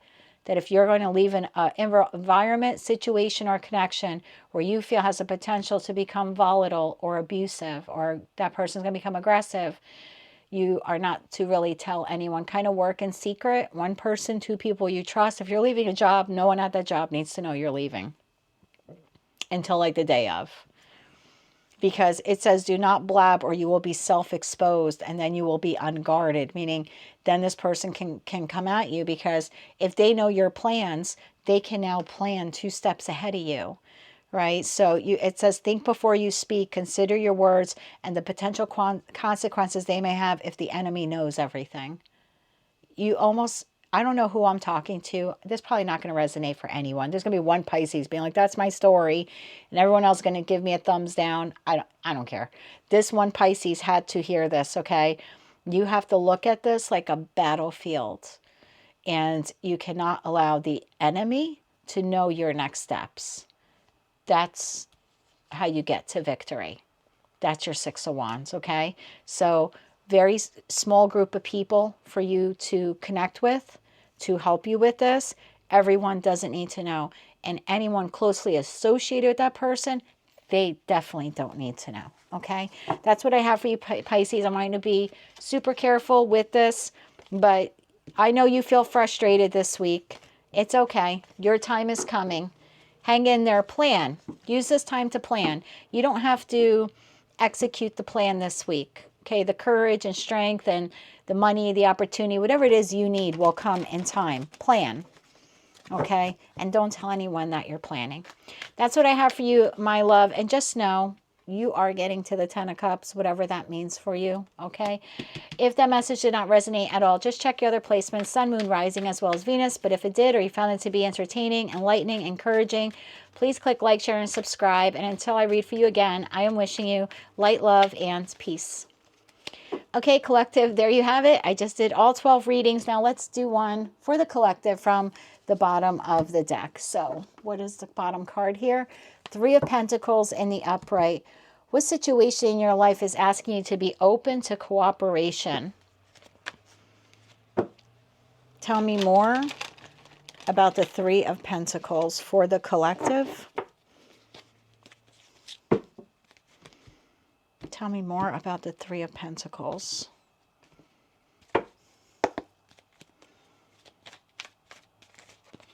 One more shuffle. Please and thank you. We've got the 4 of Wands in the upright came out. The Queen of Wands in the upright. The 10 of Swords in the upright. And the Ace of Cups in the upright. Bottom of the deck, Ace of Wands in the upright. The Devil. See the look I just gave you? And the 5 of Cups. So your shadow card is the Faker shadow. This talks about deception. Someone who wears a veil. They pretend to be one thing, but they're another. It's an individual who's an opportunist. Could be a card indicative of a gold digger or someone who takes more than they give in a connection. It's someone who gives for ulterior motives. And then I have the Devil card here to the phallic symbol, to the Ace of Rods. I was going to say Ace of Wands. So I feel for some of you, you have an opportunity, right? This is going to be everyone's message this week, but I feel like you have an opportunity this week to have a new beginning with someone. Whether this is someone from the past or someone from the new, it'll be different for all of you. For a lot of you, this is reconciliation, okay? But whether it's new or whether it's someone from the past, the energy here off the cards is it will be the same old, because the bottom of the deck are my future cards in this type of spread, meaning for next week. And it's like right after whatever passionate new beginning this is, we're going to launch the business, or we're going to move in together, or you're going to move back home, or we're going to reconcile, or it's a new person I meet online, or it's a new person I'm going on a date in. Everything is great. But right after the Ace of Wands is the toxicity, which leads to sorrow and heartbreak. So someone this week will be asking you to Three of Pentacles, collaborate with them in whatever this is, professional, personal, or romantic. Take it how it resonates. And if this is a lover, past or, I was going to say old or new, past or new, this is someone you will find very attractive. This is someone who's very confident. They're coming in very boldly. I think for a lot of you, if this is a return of a past person, you're going to feel like, the worst is over, right? The Ten of Swords, the worst is over. It can't get any worse from here. You know, we can recover. There's an offering here of this Ace of Cups, whether it's new love, new idea, new compassion, but it's a new opportunity of some sort that you will love, whether it's platonic or romantic. I just feel like once you go forward with this yes, or once you do it, or once you agree, whatever this is, they have not changed. If this is a past person, they have not changed. The toxicity comes out almost immediately. And your shadow card is the taker shadow. I read it as faker. So maybe the taker is a faker. Okay. This is an individual who takes more than they give. This is an opportunist. This is someone who exploits others for their own personal gain. And this is potentially a gold digger. It says when you give selflessly of yourself, it sends positive vibrations out and your generosity gets returned. It is the opposite if you are a taker.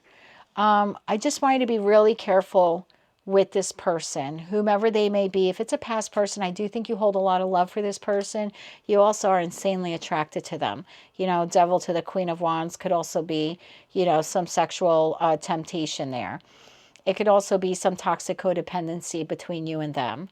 Whatever situation or connection this is, I do feel like this individual is asking for some sense of cooperation or collaboration with you this week. I do think they're offering you some type of happiness, but I feel like it's very short-lived. Again, never make your decisions in life based solely on tarot, whether I'm your reader or anyone else. This is guidance for you, that if you have a new person or a past person come in with some either new proposition or a renewal of love, or this could even be a reconnection of a platonic situation, like a family or friend that family member or friend you disconnected with. The advice here is really take it slow, because it seems like after this person takes what they want, whatever that Ace of Wands represents for them, whether it's their wand, your wand, okay? Here a wand, there a wand, everyone wand, whatever this is that they take, that they get, because that's what they want, that's when you see them for who they really are. Let me get some advice here. And for you, it just leads to sorrow, loss, disappointment, Five of Cups all over again. So just be careful. Let's get advice here for the collective who may deal with this situation this week. Six of Wands came flying out of the deck. So there's victory here, or the potential to have victory in this situation. Tell me more about this for the collective. One more shuffle here, please, and thank you. This could also be a card of ego, so I'm going to clarify that for you. Strength in the upright, justice in the upright, Ten of Wands. Bottom of the deck, Seven of Swords. I'm just going to stop the reading right there. I think we know exactly what this person, who this is, and what they're doing. I think it could be a little egoic for you, that you want this person back, or you want this opportunity, whether it's new or past. I just feel like for you, it's a moment of victory. It's a moment of triumph. It will take you a lot of strength to resist this person. And so I don't think many of you will resist this person. I don't think you heed this warning. And that's fine. You have the divine gift of free will. You might feel like this time things will be different and things will be balanced and everything will be okay. But I feel like whatever this connection is, it quickly goes from, it'll quickly go to 10 of Wands, 7 of Swords. There's some deception, trickery.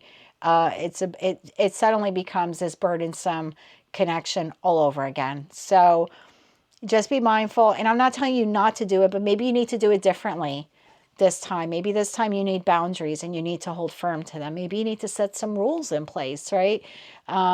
And see if this person crosses them. If this is a romantic partner from the past, you don't have to sleep with them 2 days after reconciling. I know makeup sex is the best sex in the world, okay? But it can wait or two. 1 or 2 weeks or so. I hate to say prove. I hate saying that. Like, you got to make someone prove themselves to you. But if it's someone who in the past did 7 of Swords, and there's a potential they're going to do it again, yeah, they need to prove themselves this time before you here a wand, there a wand, everywhere a wand. Okay, that's what I have for you, collective. Be smart, be sharp. You usually are. You guys are good. I don't think I'm telling you anything you don't know. So if you did not like that reading at all, or none of the other 12 readings that I did, just check out one of my other videos. I post them regularly. But if any part of this reading or these readings resonated with you, or you found them to be fun, entertaining, or helpful, enlightening, or encouraging, please click like, share, and subscribe. And until I read for you again, my dear, I'm wishing you light, love, and peace.